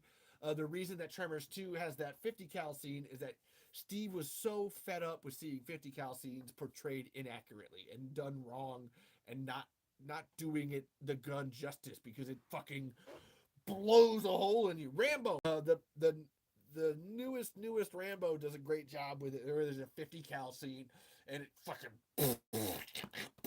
it will cut you in half because it's a big gun. It's a big fucking gun. And yet Bert has this minigun, and he's shooting the dirt dragons, and it doesn't really work. He's hitting a bunch, but he runs out of bullets in a minute and a half because that's how it works, man. You only have so many rounds, and it's it's fucking dumb, but I love it. Oh shit. Okay. Remember that? Yeah. Well, here's one. And remember that part of the first movie where Bert hands the kid a not loaded gun? Do I ever? Because that's my Reddit post. All right. We were talking earlier about me posting all over Reddit. That's my Reddit post. Okay, folks. Like, I know that Bert Gummer hands Melvin an empty gun and then checks it when he gets back because that's good gun safety rule. That's people like to, oh, that's Michael Gross, the actor. No. That's everybody. That's Steve Wilson behind the scenes being like, we're gonna do this. We're gonna show this properly. That's exactly how you do it.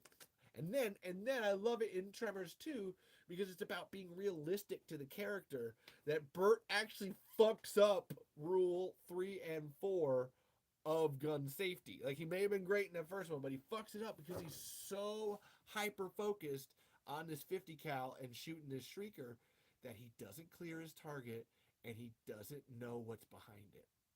Rule 3 and 4. Always know what's behind what you are shooting. And Bert gets so caught up in it, and he fucking forgets that rule. Shaboom, clockers. And yeah, I have to like it's so cool, so cool. I was talking about that's when, and then yeah, like I said, that script got stolen, cannibalized to the point where it's 50% of it. The gist of it is Steve and Brent's script, but they were like, oh my god, this is so not our movie that like we don't want our names on it. But technically, their names have to be on it, so they went by pseudonyms. So if you watch Tremors 5 and it says written by, it'll say John Welpley, and John Welpley helped write Tremors 3. But then it also says William Truesmith and M.A. Deuce, which, to explain out the joke, is Steve, I assume, because he's more, I was going to say more clever, but he's more highfalutin that way. William Truesmith, okay, William Shakespeare, William True Smith, like, we got it. And then Brett Maddock, which is the funnier one to me, M.A. Deuce, which he's a French guy. Like it's like that's the films al Jacques Tati. M.A. Deuce, my shit, my shit. So that's how Brent Maddock signed his name on Tremors 5. My shit. All that's my shit. All my shit. All my shit. And yeah, and like I said, ends up getting cannibalized. There's no Burt Gummer's son in the original Tremors 5. That's an entirely universal fucking creation because they can't pour an original idea. That's just pandering to me. I've always taken that. That's why I don't like it. It's just like this doesn't and it's even more like adding insult to injury because Burt Gummer and Heather Gummer were actually specifically child free. Like they had chosen to live without children because of the oncoming apocalypse, because of World War III. To the point where I actually hold like the real reason that Heather left is that once World War III wasn't going to happen, then she was, well, can we have kids, Bert? And Bert wasn't into it. And he doesn't want to cop to that because that would make him look bad, but it's definitely a bit better explanation than like, oh, she left because of World War III or the lack of World War III. Oh no, she left you because like World War III stopped happening and like she wanted kids and to grow on and do something with her life. And you did not, did you, Bert? Which then makes the irony of like, then you're the one with a fucking kid, like, and then even more, Burt Gummer's an absentee father, like that's just like I said, it's not even his fault. He's an absentee father, but that's the way the story works. You're like, this just does not sit right with me. So, all right, I'm starting to wind down. It seems like we're getting closer here. Does anybody have any questions anywhere? I'm gonna look around here. Let's see. TikTok people.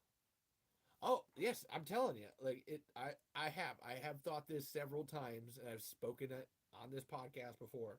That like World War III stopped happening, and Heather wanted kids, and Bert didn't want to cop up, and he didn't want to like he's kind of a douchebag like that. I always it's that, and it's such a Bert move in that way too, where it's like yeah, that totally makes sense because there's a great line in the original Tremors 2 script where Bert gets upset when they first show up to the refinery because nobody knows who he is, and like they don't like, oh, Kate, Kate, her name's White, but her name is Kate White in that script, but it's Kate Riley in the movie. And Kate's like, oh no, I guess I just didn't hear about you. I only heard about Val and Earl, and she like walks away, and Bert's like, didn't hear about us, and Heather's like, yeah, you're the one that didn't want to go on the TV shows and give any interviews. So like nobody found out about you. Like he's literally so reclusive. They're like like there's all these people coming in because there's monsters, and like Bert goes, "Oh, I'm not here. What do you? Oh, it happened. Everything's fine. How are you? Tuesday afternoon, peaches. Yep. Nothing to see here, folks. Um, Also, do you know anywhere to get physical Tremor stuff? Oh, okay. So here, I'm wearing this hat, and this is a great example. You're not gonna find any like official merch. There's about three things Cavity Colors has done t-shirts. There's a Tremors lunchbox, and then I think Fright Rags has done a t-shirt line too. Uh, but really, I mean, really none. I absolutely fucking zero in terms of trying to find actual Tremors merch that's official. But I highly recommend going to Etsy or just looking it up online. Look up Tremors t-shirts online. This hat I got from a guy on Etsy, BTO Surplus, and he actually makes all of Burt Gummer's hats. There's 7 of them, not including this. There's not because he wears the Cub hats. He does the Cub hats, but he wears the same Cub hats in 6 and 7. But he has the hats for this is the hat for 1, and then there's the hat for Tremors 2, and there's a hat for Tremors 3, and a hat for Tremors. Oh, I was gonna say Tremors 4, but Tremors the series, and then a hat for Tremors 5. And they're all different too. They're entirely different. They're great. They're great hats too. Corduroy. I have to like highly recommend it. And it says officially licensed product, but it's a guy in Japan. BTO Surplus. I highly recommend it. He actually sent. I have to always point this out because it's so cool. Do I see it? Yeah. I got him right here. He sends postcards with it too. You get Burt got postcards. So here's one of him and Heather. I gotta show to all the cameras. Thank you. And then here's one Happy Memorial Day with Burt Gummer on it. Try to see it. Happy Memorial Day with Burt Gummer on it. It's really cute and cool. Yeah, go to Etsy. Go to Etsy. Check it out. And the t-shirts there. There's actually a chick on TikTok. Oh, yeah, I always love calling her out. Rest and Peace on TikTok makes these stickers. And I need to put these up someplace. These are so awesome that I don't want to put them on anything and like they like lose them. But she makes these stickers. Rest and not in N peace. And in the best way, she only makes stickers for Tremors 1, 2, 3, and 4. The rest of them, 5, 6, and 7, can eat a dick. I'm always hoping she makes Tremors the series stickers. Then I got more, but I gotta put these on something sometime. But these are so cool. Check them out. Here, I'm gonna try to hold them up on all the different screens at once. That's Tremors 4 there, and then we got Burt Gummer, and that's regular Tremors, Burt Gummer. These are great, like I said, great ones. Tremors 2 stickers, and you get like 4 stickers. They're super cheap too. Like they're crazily like these should be more expensive because they're so well done. I should honestly buy some more because there's so many like good ones. Tremors 3 stickers. Like stick with Jack, you'll make it back. And yeah, you know what? I'm not gonna open them. I'm sorry, guys. I have to find. I kind of want to put them on my laptop, but I'm always afraid of doing that and losing them. But yeah, the Tremors stickers from Rest and Peace, and I think she's on Etsy too. So go to Etsy. Honestly, that's my best advice for trying to find some Tremors merch. Go to Etsy, and you'll find some great shit. I'm gonna make it a point to, you know what? While we're gonna take one. We're gonna take one of these. Nope, hold on. Oh, I don't wanna open them because it just. Okay, guys, I can't. I need like I'm such a pack rat person that like I need to make sure that the label's still good. I don't want to ruin it quite yet. Please forgive me. I promise though, for the next podcast episode, I will have stuck at least one of these stickers from each pack onto something. And yes, rest in peace. If you end up watching this TikTok, thank you for these. These are great. I fucking love these. Rest in peace stickers. Do it. And then like I said, and then I have to always recommend one of the best books for Tremors. Buy this. The Seeking Perfection Official Guide to Tremors. It is 300 pages with pics. And there's actually storyboard pics in here that goes through everything you could want to know about Tremors. Every fucking thing. And I actually, like I said, I said earlier that I met Steve Wilson, but I didn't want him to sign any Tremors stuff because, like, I know that that's painful. I didn't feel like dredging that up. But his son, Matt Wilson, was there. And Matt Wilson is in Tremors 3 and 4. In Tremors 3, he's the kid on the tour, not the one that says, "Oh, it's a or it's a tremor," but the man. All we saw was dust. And then in Tremors 4, he's one of the Johnson brothers. Brick. I think he's Brick Johnson in Tremors 4. One of the miners that ends up getting eaten later with Hiram. And Matt Wilson, great kid. His birthday is actually May 14th, which, if you're a huge Tremors fan, is the date that Burt Gummer says in Tremors 2, 14 May, 1600 hours.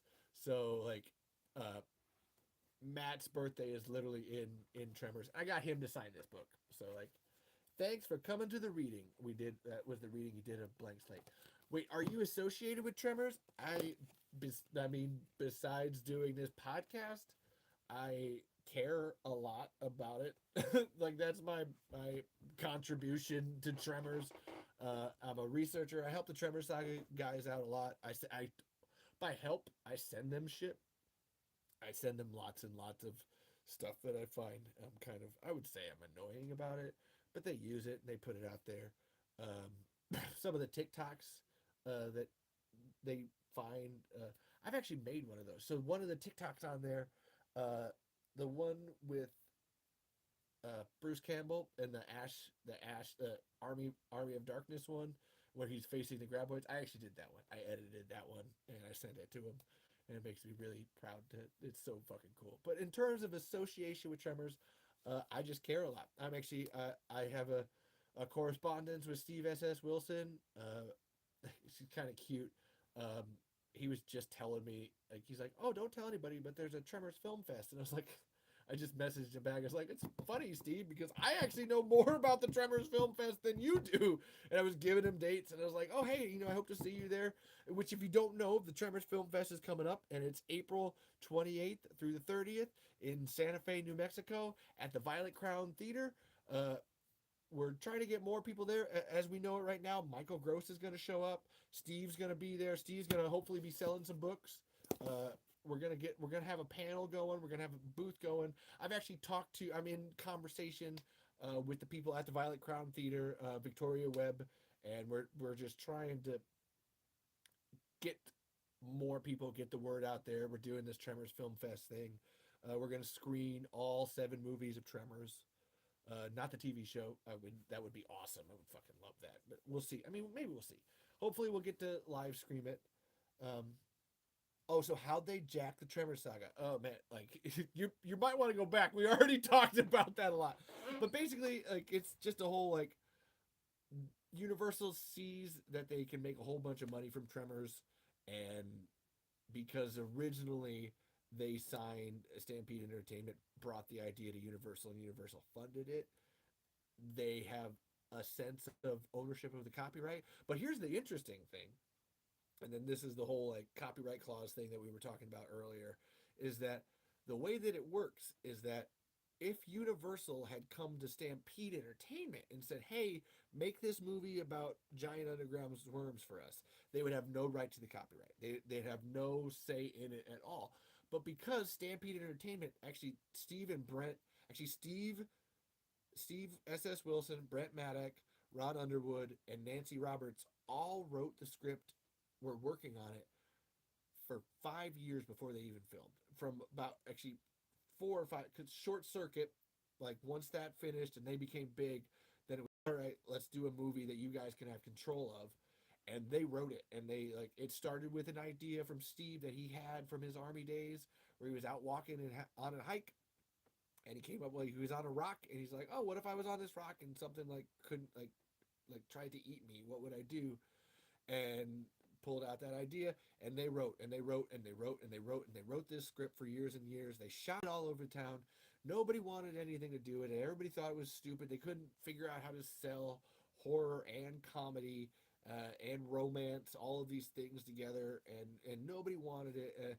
Eventually, it was one guy at Universal, Jim Jacks. It wasn't even Universal itself. Jim Jacks even had to fight back, and then, like, and be like, "No, you're gonna do this for us. Do this for these guys." And Stampede Entertainment came to them with this idea, and Universal gave him some money. Actually, they originally only gave him $10 million. They had to fight for the extra million to film that car scene where the car gets sunk down. And Jim Jackson, Nancy Roberts ended up driving in the middle of the night to Universal and like banging on their door, like, we need an extra million. You have to give us this money. And that's and so that's where Stampede has the rights to this. This is their story. They created it, and nobody else gets to tell them any differently. And like I said, they wrote Tremors 2, 3, 4 TV show. They wrote Tremors 5. They made Tremors 5, and then Universal stole it. But if you want to find out more, like I said, I've already talked in full about it. Go back, go to the YouTube video, go back and watch the live. It's about the hour mark that I really started talking about that. But we're trying to get it back. That's the whole point. And oh my god, where the hell was I? Because I was talking about merch and talking about, so there's so much to get. Buy. Like I said, buy it. The Seeking Perfection book. This is written by Jonathan Melville. So somebody asked me, what's my association with Tremors? It's about the same as Jonathan Melville's, where I saw that they had their property taken away from them. It pissed me off to an extreme, and I just went on a crusade to do something about it. And that's John. John was like, "Oh, there should be a book about Tremors. I'm gonna write it because why the fuck shouldn't I?" If you know Tremors, there's an ultimate, when you need it and don't have it, you just sing a different tune. So just do what you can with what you got. And somebody's pooping. Good to know you're pooping. I'm not pooping. I'm a scooping. Um, and yeah, so my association with Tremors is I just give a shit. You know, I run a podcast. It's about I run a podcast. I do a lot of researching. I've if I find out everything that there is to know about Tremors, like that's just it. That's the whole point of this episode, is that I knew that they were doing a reboot. I was like one of the only people that knew, and I've been trying to tell people, trying to have this whole podcast, trying to tell people, but nobody's really listening. So thanks for listening. Thanks for being here. Thanks for caring and asking me questions. If you have any, like I said, ask. You got any more questions? Keep going. I'll keep going. It's been about 2 hours, but I have 3 hour episodes of this podcast, so it's not like it's out of the normal. So what can you buy of Tremors? Like I said, buy this book, Tremors: Seeking Perfection. Uh, if you want to support Stampede Entertainment, buy their books. Like I said, buy the films of Jacques Tati by Brent Maddock. This is really funny because it's Jacques Tati is a French comedian filmmaker, and like Brent manages to take a scientific approach to dissecting all of his movies. And what's my favorite Tremors movie and why? Okay, so if I have to pick one, just just and I can't, am I allowed to pick the TV show? Because that upsets the balance too. Um because the TV show is my favorite. Like legitimately, you get more time with the characters, more story. There's more of it, more episodes. It's got the campiness of one, the inventiveness. I love the way that they don't use guns all the time. They have to figure out the problems with their brains. I'm a huge fan of it. If I had to pick my favorite though, okay, so TV show does count. Okay, I'll come back to that. But if I had to pick a favorite movie, my favorite movie is Tremors 4, and I know that that's a unpopular opinion with the fan base, uh, but it fucking rocks. Okay, it fucking rocks my socks off, and it's not even. Um, TikTok knew how to summon me. Oh, that's strange. And Tremors 4 is awesome because it's like Tremors 1, but it's a parody of Tremors itself. And if Tremors 1 is a parody of monster movies, Tremors 4 is a parody of Tremors. And while still being its own thing and becoming its own universe and world, it messes with your expectations. You think one thing's going to happen and then another. And I absolutely adore that Michael Gross gets to act something other than Burt Gummer. And I can tell that he loves it too. And Hiram is my favorite. Like, that guy goes on a huge character arc, becomes an entirely different person in a way that you see with Val McKee in the first one, but Hiram's got an even larger one. And yes, I am familiar with Wolfie's Just Fine from Jean LeJoel. Fuck yes, I am. Oh man, that's another great one.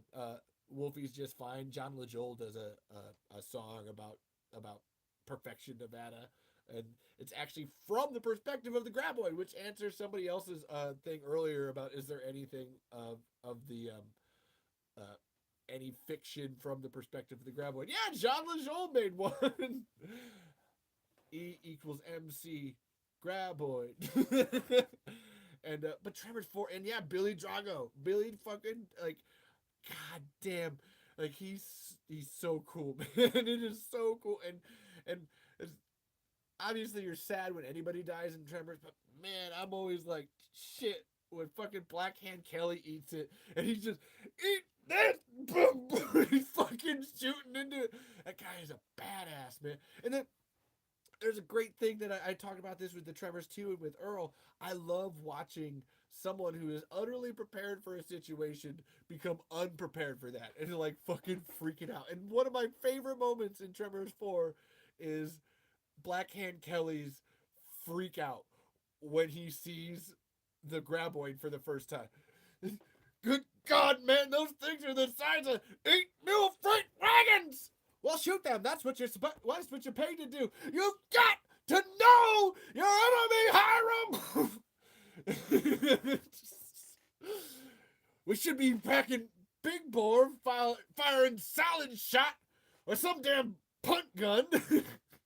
And then when he's like, all right, look, here's what we're gonna do. We're gonna hold our fire. We're gonna wait till they come, and then we're gonna go point blank, toe to toe, all the lead we got in them. And maybe we'll get like a brain shot or something. And like, and the camera cuts to Hiram and Juan, and they're just like, we paid you. Why are you freaking out? Like you're supposed to be the professional. You're more scared than we are right now. Can we have our money back, please? Like it's fucking, it is great acting from Billy Drago. Like it's that thing too with like Earl, where it's like, oh, you think one thing and then fuck. I do, I love it. It also has one of my favorite kills in the entire series, which is Tacopa's saw down the whole thing. The sleeping bag foreshadow with the cliff is my favorite kill because that's I was actually the first person on the internet to discover that one. Like 5 or 6 fucking years ago, I found that and told everybody. I've been on this track for that fucking long. So that's where I love the sleeping bag one. But the saw and Tacopa, what are you doing? Taking a spot for our flag hole. Does it not concern you that Nevada has not yet adopted a flag? It will one day. I'll be ready. And then drop that shit. Oh, it's so good. Um, and so got a question here. If you had to be stranded on a boulder with a character from any film slash the TV show, who would it be? So this is like I know that this is everybody else's answer, but fucking Burt Gummer, man. Like it's, uh, or I think Tyler. Okay, either Burt Gummer or Tyler Reed, uh, for their ingenuity. Because if I'm stranded on a boulder, I'm assuming I'm stranded on a boulder because there's graboids, and I want to get off of it. And I think you pick Burt Gummer. Hopefully he's prepared enough. But Tyler's got fucking creativity falling out of his boots, man. Like, and he can, if he was stuck on a boulder, motherfucker, he'd find a way off. He'd find some kind of way to do it that didn't involve poles. Although I do love the poles. The poles were the pole fence people.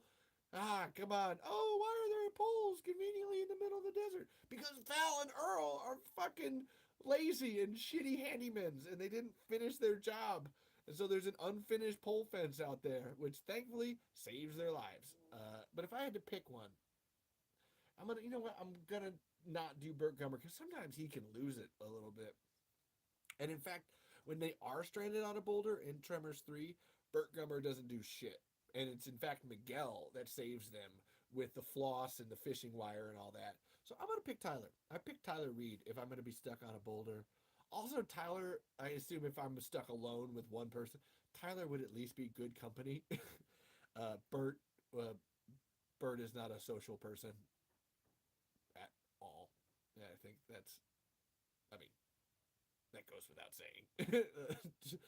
Although there is a great, um, what I would call a runner or a great, very subtle side joke in Tremors the series, where Bert continually says he doesn't want people around. He hates people. Uh, what? Uh, what am I opening up a bed and breakfast? An endless stream of overnight guests, long lost acquaintances showing up. Why don't I just open a bed and breakfast and then, ha, socializing, community. And but then, about 6 episodes later, look who's showing up to the potluck. Bert. And Bert's showing up to the fucking perfection potluck, and he brings a 6 pack of Pepsi. Like the women have like brought all of this food, and Tyler's got a 6 pack of beer, so I can't like say that he did any better. But he's not pretending like he's not a part of the community. But Bert shows up to the potluck, first one to dig in and make himself a plate, brings a single 6 pack of Pepsi. And oh, I don't want to be a part of a community and people. I don't like friendship. That's bullshit. Hey, Nancy, pass me some more of those mashed potatoes. And it's good shit. It's good shit. Any other questions? I think I should start winding down here. I wish there was. You've actually been doing pretty good with like all your questions. I really appreciate it. Thank you all. Um, would you like me to do more of these? Like I said, I'm not much of a TikTok person. I don't. I thank you to the Tremors Saga for letting me use your YouTube and your TikTok channel because I don't have. I'm not. I have one. I have one. And I lurk a little bit, but I don't really use it too much. But if you would you like me to do more of this? Let me know in the comments. There's nobody on YouTube, so TikTok. Do you want me to do more of this, TikTok people? No. Anyway, like I was saying, if you want more stuff from Stampede Entertainment, I have to point this out. Buy their books, especially Steve Wilson's. These 3 right here are going to be your big ones. Frady Cats 2, and Tucker's Monster. Because, like I said, Puppets and People is fucking next to impossible to find. Hey, it's okay if you came late to the live. Go to the YouTube channel, the Tremor Saga's YouTube channel. It's actually, they have a link tree on the profile of the TikTok. It has a whole bunch of shit in it. And it's got a link to the Tremor Saga's YouTube channel. I'm gonna have this. The live is on here. I also have a secondary copy here too, where I'll upload this later if I don't feel like the live is good enough footage. So you can watch later, but you can watch it right now if you want to. And yes, I have this is episode 35 of Talking Tremors. In fact, I've actually been doing this podcast for a year now, a whole year. So go on to Spotify, go on to Anchor. Again, go on to the link tree on the Tremor Sagas. They have it on all their bios, I think, too. Like if you go anywhere the Tremor Saga's at, there's usually a link tree, and it's a really simple link tree too. It's just slash the Tremor Saga, so you can look up the link tree slash the Tremor Saga, and it'll take you to where you need to. And yeah, like you said, find this on YouTube. Go back if you missed the live. And again, if you love it, I'll come back. I'll come back and do more. I don't mind talking the Tremors. I found out that we can run TikTok and YouTube at the same time. I live in the middle of nowhere in the country. I didn't think that my internet would work, but it appears that it has. So I will take that. That's a win in my book. And yeah, if you like that, go check out more of my podcast. I actually have video episodes of this that they put up on their YouTube channel. Um, there's only 33 video episodes because I didn't start doing video till episode 3 of it. It's because somebody was like, "Oh, you should do video because you're hot and I want to watch you more." And not, I wish I was exaggerating. That really felt like what the point was behind that, but I don't know. Maybe I am hot. I wouldn't know. You know, I barely like looking at myself when I have to look at myself when I do these things. Oh, as I said that, then I'm looking at Steve on the back of the cover. Like, look at that! Look at that little smile. Look at that little nerdy man. He's so cute. He's so wee. Hey guys, I would like you to go buy my books. I'm Steve S.S. Wilson. And no, seriously, if you want Stampede Entertainment to do more stuff and get out there and do more stuff, buy these books by S.S. Wilson. Frady Cats 2, and Tucker's Monster. Tucker's Monster is actually my personal favorite. Actually, I haven't read Frady Cats 2, a new one. I just got this last week, so I haven't even read this one yet. And and again, Frady Cats is great because it's a Steve loves flipping the script on tropes and stuff. So this is like these cats are in Frankenstein's castle, like Frankenstein's monster, and they're the reason that everything happens, like behind the scenes and stuff. And it's this great like jokey comedy thing that happens, where like a comedy of errors. But Tucker's Monster is great, and I personally love it because it's like listening. It's like reading the two halves of Steve S.S. Wilson's mind, like the analytical, like because there's a zoologist character in it, Whitney, that the very precise uh, person that's doesn't want to believe, but is a skeptic and tries for more with the more wild and crazy. Because Burt Gummer is actually based on Steve S.S. Wilson, and the more wild and crazy and like out there kind of personality of Steve just like combined into these two guys having an adventure to go find a dinosaur.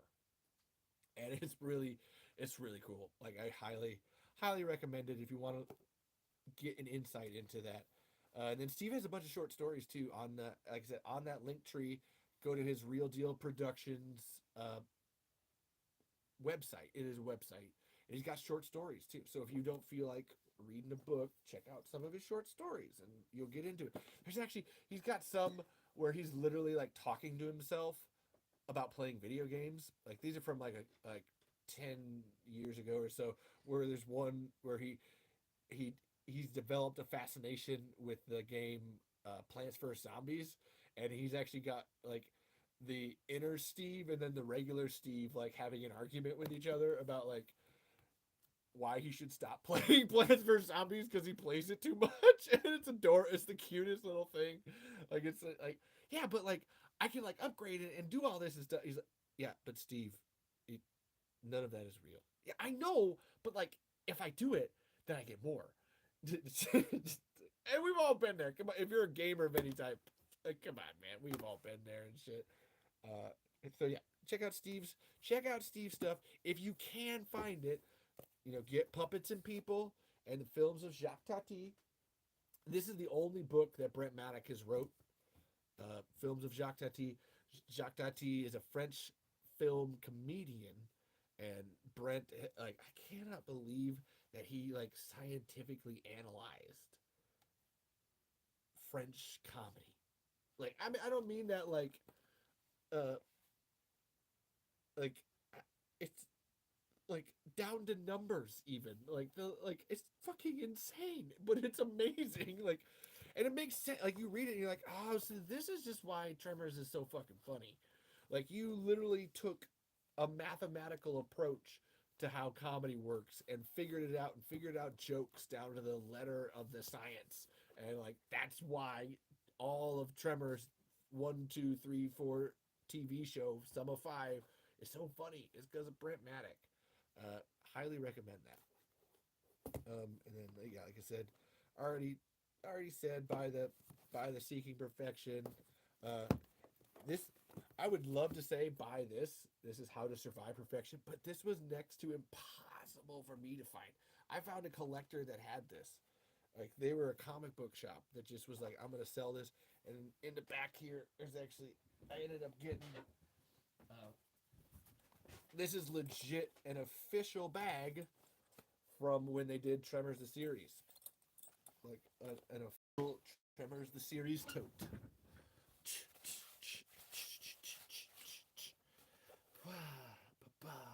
There's actually some hats. Like there's a couple. There's a T-shirt of Tremors the series, and there's a hat of Tremors the series that I'm constantly on the lookout for. It's just somebody asked earlier about buying merch, and official merch hard to come by. Hard to do. But yeah, I got the tote though. Yeah, it's tiny and it's hard to use it for anything, but sentimentally, I got it. And I'd recommend to everybody, please, please, for the love of God, don't buy Tremors 5, 6, and 7. I know I'm here on a Tremors podcast, and you're thinking, yeah, but you want me to buy that, right? It makes you more money. Nope, don't care, don't give a shit. In fact, I don't. If you buy these things, I don't get any money from any of this. I get paid shit for this. I get paid in your love and adoration. So thank you. But I would recommend buying Tremors, the complete series, and then the Attack Pack with 1, 2, 3, and 4. This is essential Tremors to me. Like this is if you're gonna buy something, these are the ones to buy. I highly recommend it. I don't have it because I don't have a Blu-ray player, but the Arrow film video 4K edition of Tremors. Holy shit. I download stuff. I'm a huge downloader. And I ended up downloading this. And other people were talking about this too. It actually comes with a bunch of stuff. It comes with a poster and like special, it comes with storyboards and shit like that. But like, there are so many special features on this fucking 4K, man. Like, and Tremor Saga, in fairness, they have uploaded all of them to their YouTube channel. So if you don't have a Blu-ray and you're not able to buy it or you don't want to download, you can find them. They're all in the behind the scenes. But this, oh my fucking shit gods, dudes. Like, that's like, there's so fucking many fucking special features. I wish I had a Blu-ray to play that. God, that is cool. So buy the Arrow 4K Tremors Blu-ray. Wow. Awesome. And it was actually the guy who made this, John Melville, helped make that because it's Arrow is a UK company. And then fucking TikTok Graboid just said this. God, I would kill if they remastered Tremors 2 Aftershocks. I think one of the things, and people say, and I do agree with this, that one of the things that lets down the sequels for Tremors is the CGI. And Tremors 2's CGI is fairly alright. In fact, Phil Tippett, who did Starship Troopers and Jurassic Park, who is the dinosaur supervisor on Jurassic Park, he's the reason that all the dinosaurs got out. He did the CGI, and he did a fairly good job of it, honestly. But it's the 90s, it's not gonna be perfect. And TikTok Graboid is so right, where it's like, man, I would love a remastered Tremors 2 Aftershocks. And apparently, there's some deleted scenes too. There's an alternate opening scene. There's more storyboards and stuff. Like I've talked with Stampede about this. I've talked with Arrow people about this, where it's like, you could do it, and it's totally there, and remaster Tremors 2 and work on just tweak that CGI just a little fucking bit, man, and like, boom, that motherfucker would sell like gangbusters. And God, that would be so cool. I would live for that. So good, man. Because honestly, Tremors 3 CGI isn't terrible. There's the worm. There's one point where El Blanco comes out and it's not great. But so remaster that. You don't even need to. Tremors 4, they actually didn't use that much CGI. They actually used mainly practical effects, and then they use CGI to blend things. So you could maybe sparkle it up a little bit. But the one that I think everybody buy gangbusters of is a remastered Tremors 2 Aftershocks. That would just be fucking cool, man. And TikTok Graboid, I did answer your question about Tremors 5. I don't know if you were here or left for that, so you might have to go to the YouTube and watch for the answer to that. That was around the hour and a half mark. Just so you know, I did answer that question. I got back around to it. And does anybody else have any more questions? Like I said, I'm rolling down here. I'm gonna put on my Burt Gummer glasses. Oof! What oof? Tell me about your oof. I need to know of your oof. Oh no, you're good, man. Oh, like I said, I think I could halfway tell that you like left for a little bit, but I figured you were gonna come back. But that's where, yeah, I did answer your question, and it was my bad that I missed it, and I had to go back. I just got so caught up in that copyright shit just pisses me off. Yeah, don't, like I said, go to the YouTube. Yeah, I know, I figured you weren't around, but go to the YouTube page. The live is still there. It'll be up. And like I said, it was around the hour and a half mark if you want to get the answer to that. and it's to, short and sweet. Was it's they started writing it in 2005, and then it got stolen in 2015. So that's just great. uh, yeah, I'm happy to be live. Like I said, the Tremor Saga, like they have this thing, like they do their TikTok stuff, and I try to help them. I usually stay off this, but they let me in and they allowed me. Like I said, they allowed me to use their YouTube channel. They change the password every time I use it, so I got to get a new password every time. But I'd like to, I'd like to do more lives if you guys are into it. That's my whole thing. Hello, Joe. I no. Oh, sir, sir. Don't you understand the graboid? Graboid menace. It's out there. I'll tell you, it's gonna get you. And if you don't keep your wits about you, well, boy, George, you gonna get it. Lock and load, FOB, on the TRZ LMNOP. I know what you're thinking, folks. You're thinking old Bert Gummer's lost his yummer. But he's in top fit form. He's right on schedule. Yeah, on Graboid schedule.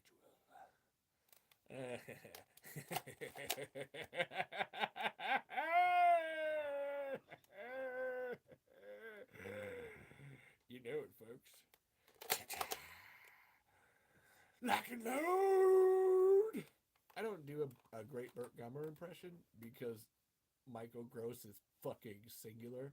There's a great fact that Michael Gross has been asked to come to Comic Con conventions and stuff like that in character as Burt Gummer, and every time he tells him, he's like, I can't improvise Burt Gummer. That's insane. That's next to impossible, because he has to write it out. Burt is such a specific person that he cannot just willy nilly it. He has to make sure he knows what he's saying before he says it, and he just can't show up to a Comic Con and be Burt Gummer. Um, uh, there's Tremors Fest, man, and the cast is gonna be. I was part of the live I was talking about earlier. Tremors Fest is happening. I know you're in Colorado, and it's gonna be in Santa Fe, and Caitlin and I are gonna be there, bro. I hope you're there. Steve's gonna be there. Ah, shit. Michael's gonna be there. I think Chris Gart's gonna be there. That's one I'm working on. I think we can maybe get Gladys Jimenez there too. And yeah. You know what? That's my live just jumped out there, so I'm gonna take a minute, and I think that's my cue to we should watch it and maybe end it here because I don't want it to just. Yeah, dude. Check. You didn't know about that? Seriously, check that out, dude. Um, Tremors, April 28th through the 30th, Santa Fe, New Mexico, at the Violet Crown Theater, at the Jean Cocteau Theater. They're going to be showing all 7 films. Hopefully, we can get them to show the TV show too. We're working on getting cast and crew there.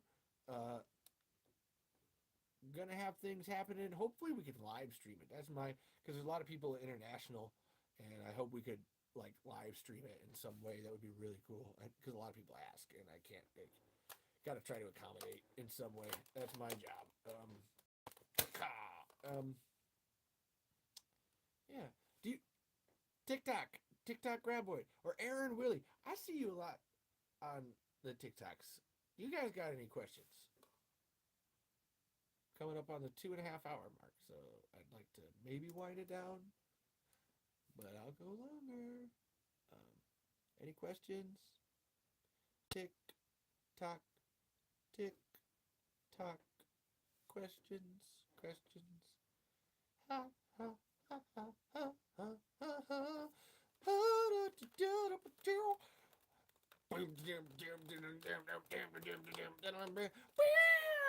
You know, someone asked me earlier, what's my favorite Tremors movie? And I said Tremors 4. And I forgot to mention that part of the reason is the soundtrack. I'm playing a piano, but I'm using my gun as a guitar. This doesn't make sense, but I don't really fucking care. Cause the music is really, really good. Yeah, it is. soundtrack is bussin'. Bussin', yo. Um, Good shit. But yeah, TikTok Rabbi, you got any more questions for me? Anybody?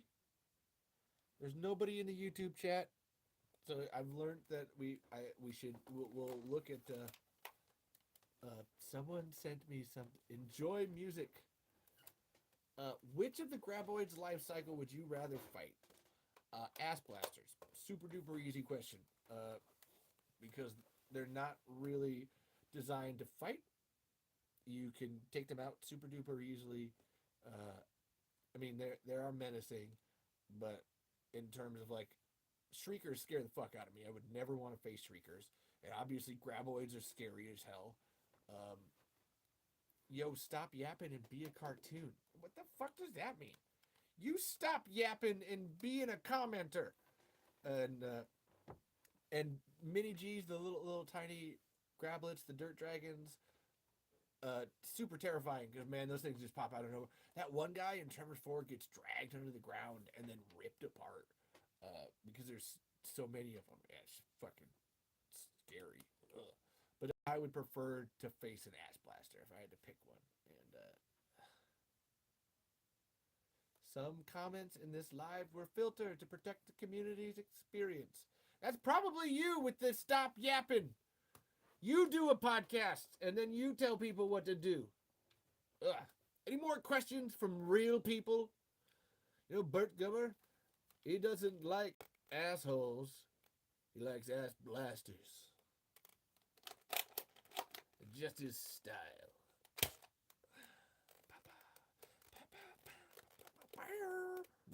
But yeah, I'm about wrap it up.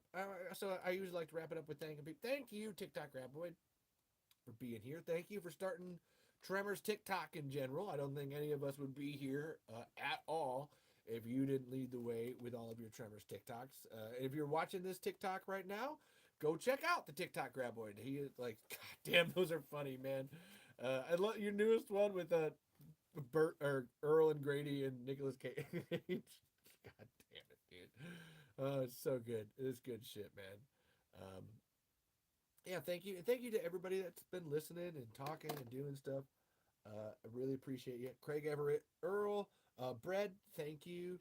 Um, there was, I like to say your name while you're in here. Um, Sweet, the minty green, thank you. Strange by choice, thank you. Random for animations 25. Thank you for like you had a lot of good questions. And then what was his Trey Bowen. Thank you too, bro. That was your copyright question. I hope I answered it as best as I could for you. I try my best. Thank you, Caitlin, too. I know you were in here. All you guys. Thank you. If I missed you, I'm really sorry. I'm trying to go back through there. I can't quite tell. Let me double check here. Bread. Yeah, it was just Bread and Craig. Which I would like to know who Bread is. It's a strange one. Thank you guys. Thank you all for being here. Thank you, anybody. I do have to recommend some of my friends out at Podcasting to Perfection. There's Brett Jeffries and Hannah Backwards. Brett Jeffries and Hannah Jeffries. Jesus Christ. And they do another Tremors podcast called Podcasting to Perfection. And I have another episode that I want to do with them. We're actually going to talk about shitty Tremors fans. It's a whole fucking thing, and because it's a whole fucking thing. And Burt Gummer stands. Some of you all, not all of you, because one of my favorite Burt Gummer fans, two of my favorite Burt Gummer fans are Baby Fark McGeezax, who made Burt Gummer Day, and then the guy who runs Burt Gummer's Subterranean Meme Stash. That's how you be a Burt Gummer fan. Those are proper Burt Gummer fans. A lot of other fucking one of you Burt Gummer stands are just pretend that this is a dick, because that's you just sucking that gun dick. That's Burt Gummer stands. That's what you guys do. And it's just like, guns are cool. I like guns. They're not my entire fucking personality, and nor should they be anyone's. because that's weird. Murder machine should not be your personality. Get a better one. Or just shut the fuck up. So yeah, podcasting to perfection with Brett and Hannah. Can't wait to do that episode with them, and I recommend go listen to them. They already have 4 episodes out with a fifth one on the way. Spotify and Anchor, I think, too. Podcasting to perfection. Please forgive me if I repeat things because it's more a matter of like just hammering that home. Um, uh, Check out the Cult of Odd. They're another one of my favorite podcasts. Sons and Shadows podcast and the We Have Issues podcast. These guys are all great. The Splattercast podcast. Oh yeah, those guys. I'm actually going to be on one of their episodes later this year, or later this month actually, because we're going to talk about Tremors. Because I did my everything you could want to know about Tremors in 60 minutes or less video, and they were like, "Holy shit, you know a shit ton about Tremors.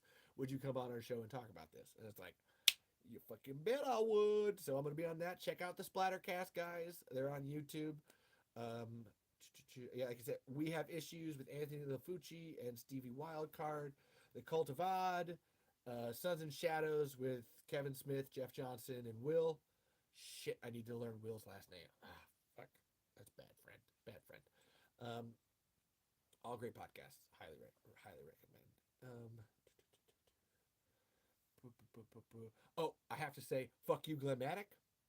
Glenn Maddock is a horrible person who's destroying the Tremors franchise from within by pretending to be affiliated with Stampede Entertainment, but actually he's trying to take over for his brother. Brent is not in great spots right now, and Glenn kind of wants Universal to like Glenn more, and so Glenn is a dick, a fucking big slimy graboid shaped dick, and it's 2.5 hours in, so I know he's not gonna listen to this. Fuck you, Glenn. You suck. There's a Tremors Fest. Check it out. That's coming up soon. April 28th through the 30th. Go check it out. It's gonna be in Santa Fe. If you live anywhere near Santa Fe, go check that out. Um, oh, I always like to plug my. I gotta learn to plug myself, and because it's Caitlin too. Caitlin and I made a Tremors movie. I highly recommend go look up Tremors Far Afield. I made a Tremors movie with my wife Caitlin, and it's actually pretty good. It's not the best. It's not perfect. It's not perfection, but you know what? We did what we could with what we got, and I really like it. And it's really fucking cool. Check out now that we're having the conversation about the reboot. Check out Dave Made a Maze by Bill Watterson. This guy was gonna be in charge of the Tremors reboot, and as much as I hated the idea of the reboot, this guy is a dude that would have done it justice. Dave Made a Maze was a movie that cost less than $500,000 to make an entire cardboard set of a movie, and that's beautiful. It's all practical and it's amazing. But then it's this story about using art to help fix broken people, what it means to be broken, and beyond that, and trying to and knowing that you can't fix yourself and that you need other people. And it's amazing. Check out Dave Made a Maze by Bill Watterson. Um, to that point, don't don't read anything by Bloody Disgusting because they're hacks that steal things. Read the original things. Go to Daily Dead News and Heather Wixon, who wrote that original article, and read all about that. Don't fucking give Bloody Disgusting any fucking views. Um, like I said, I have some axes to grind with Tremors fans, so we're not going to do that here. We'll do that later. And Baby Fark McGee's axe. Go to Imager and check out his intergalactic quality gifts. Follow him on Twitter. Go to his coffee page, and get him to make gifts for you, because he made Burt Gummer Day and he did not get the credit that he deserved for it, and we need to as fans give him that credit. To that point, make sure that you use the hashtags #Restore the Tremors Saga, #Stampede Tremors. It seems best to say it like #Stampede Tremors to #Restore the Tremors Saga, because we're trying to get Stampede Entertainment. So you want to Stampede Tremors, i.e. Stampede Entertainment Tremors, to restore the Tremors Saga. And we can all do it together. We are people. We are strong. And if Zack Snyder can do it with an army of bots, then we can do it with an army of real people. And like I said, we're going to get Stampede Entertainment just that close to getting it back. But we got to do what we can with what we got in the interim. And that's where I say make your own Tremor stuff. TikTok Graboid, if you're still here, I did tell people about your comic. Make Tremors comics. Make Tremors films. Make Tremors video games. Make Tremors music. There's a bunch of new Tremors music coming out. There's one, oh my god, there's one on YouTube and on the Tremors Digest YouTube channel called Pole Vault Worm Escape by Kraken Not Stirred. Pole Vault Worm Escape! Tongues like tongues like creepy snakes. It's fucking, it's so good.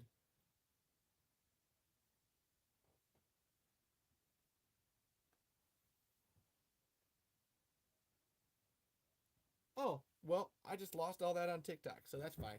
Um, to check that out, hold on one second. Um, apparently I was bullying.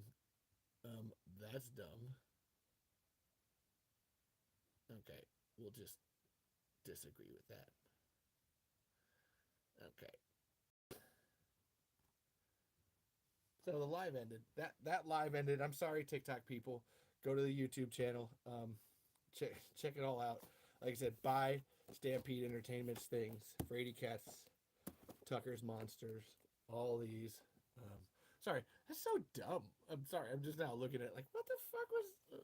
Oh, I bet that. Oh, I bet that one asshole got me because I said something about Burt Gummer stance. Yeah, I bet that was the dickwad. But yeah, if you want more Stampede Entertainment stuff, do this. They got another script coming out besides the Blank Slates one. So here's hoping, man. Here's hoping we can do something together, do what we can with what we got. Um, yeah, and I thank all of you. Thank everybody that was here. I appreciate you all, man. Like you, yeah. I'm just a podcaster out here in podcast land, making noise with my podcast hands. And you know, I thank my family. Thank you, Lacey, and my pappy, and my mom. And thank you, Sean Day, and Sean Trell, and Samaze, and Sahil, and Shamar. Thank you, guys. Those are my nephews. Thank you all. You know, that's my sister. And thank you, guys. Love you all. And, you know, I love my wife, too. Thank you, Caitlin Marie Burzloff. Thank you for being here. Thank you for everything. And thank you, last and foremost, thank you, Steve S.S. Wilson. Thank you, Brent Maddock. Thank you, Ron Underwood. And most importantly, thank you, Nancy Roberts. Because without you, we would have none of this. Not an ounce. And thank you. Thank you. Thank you.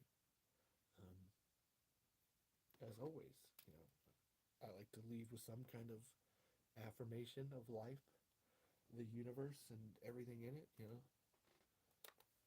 So long. And thanks for all the graboids.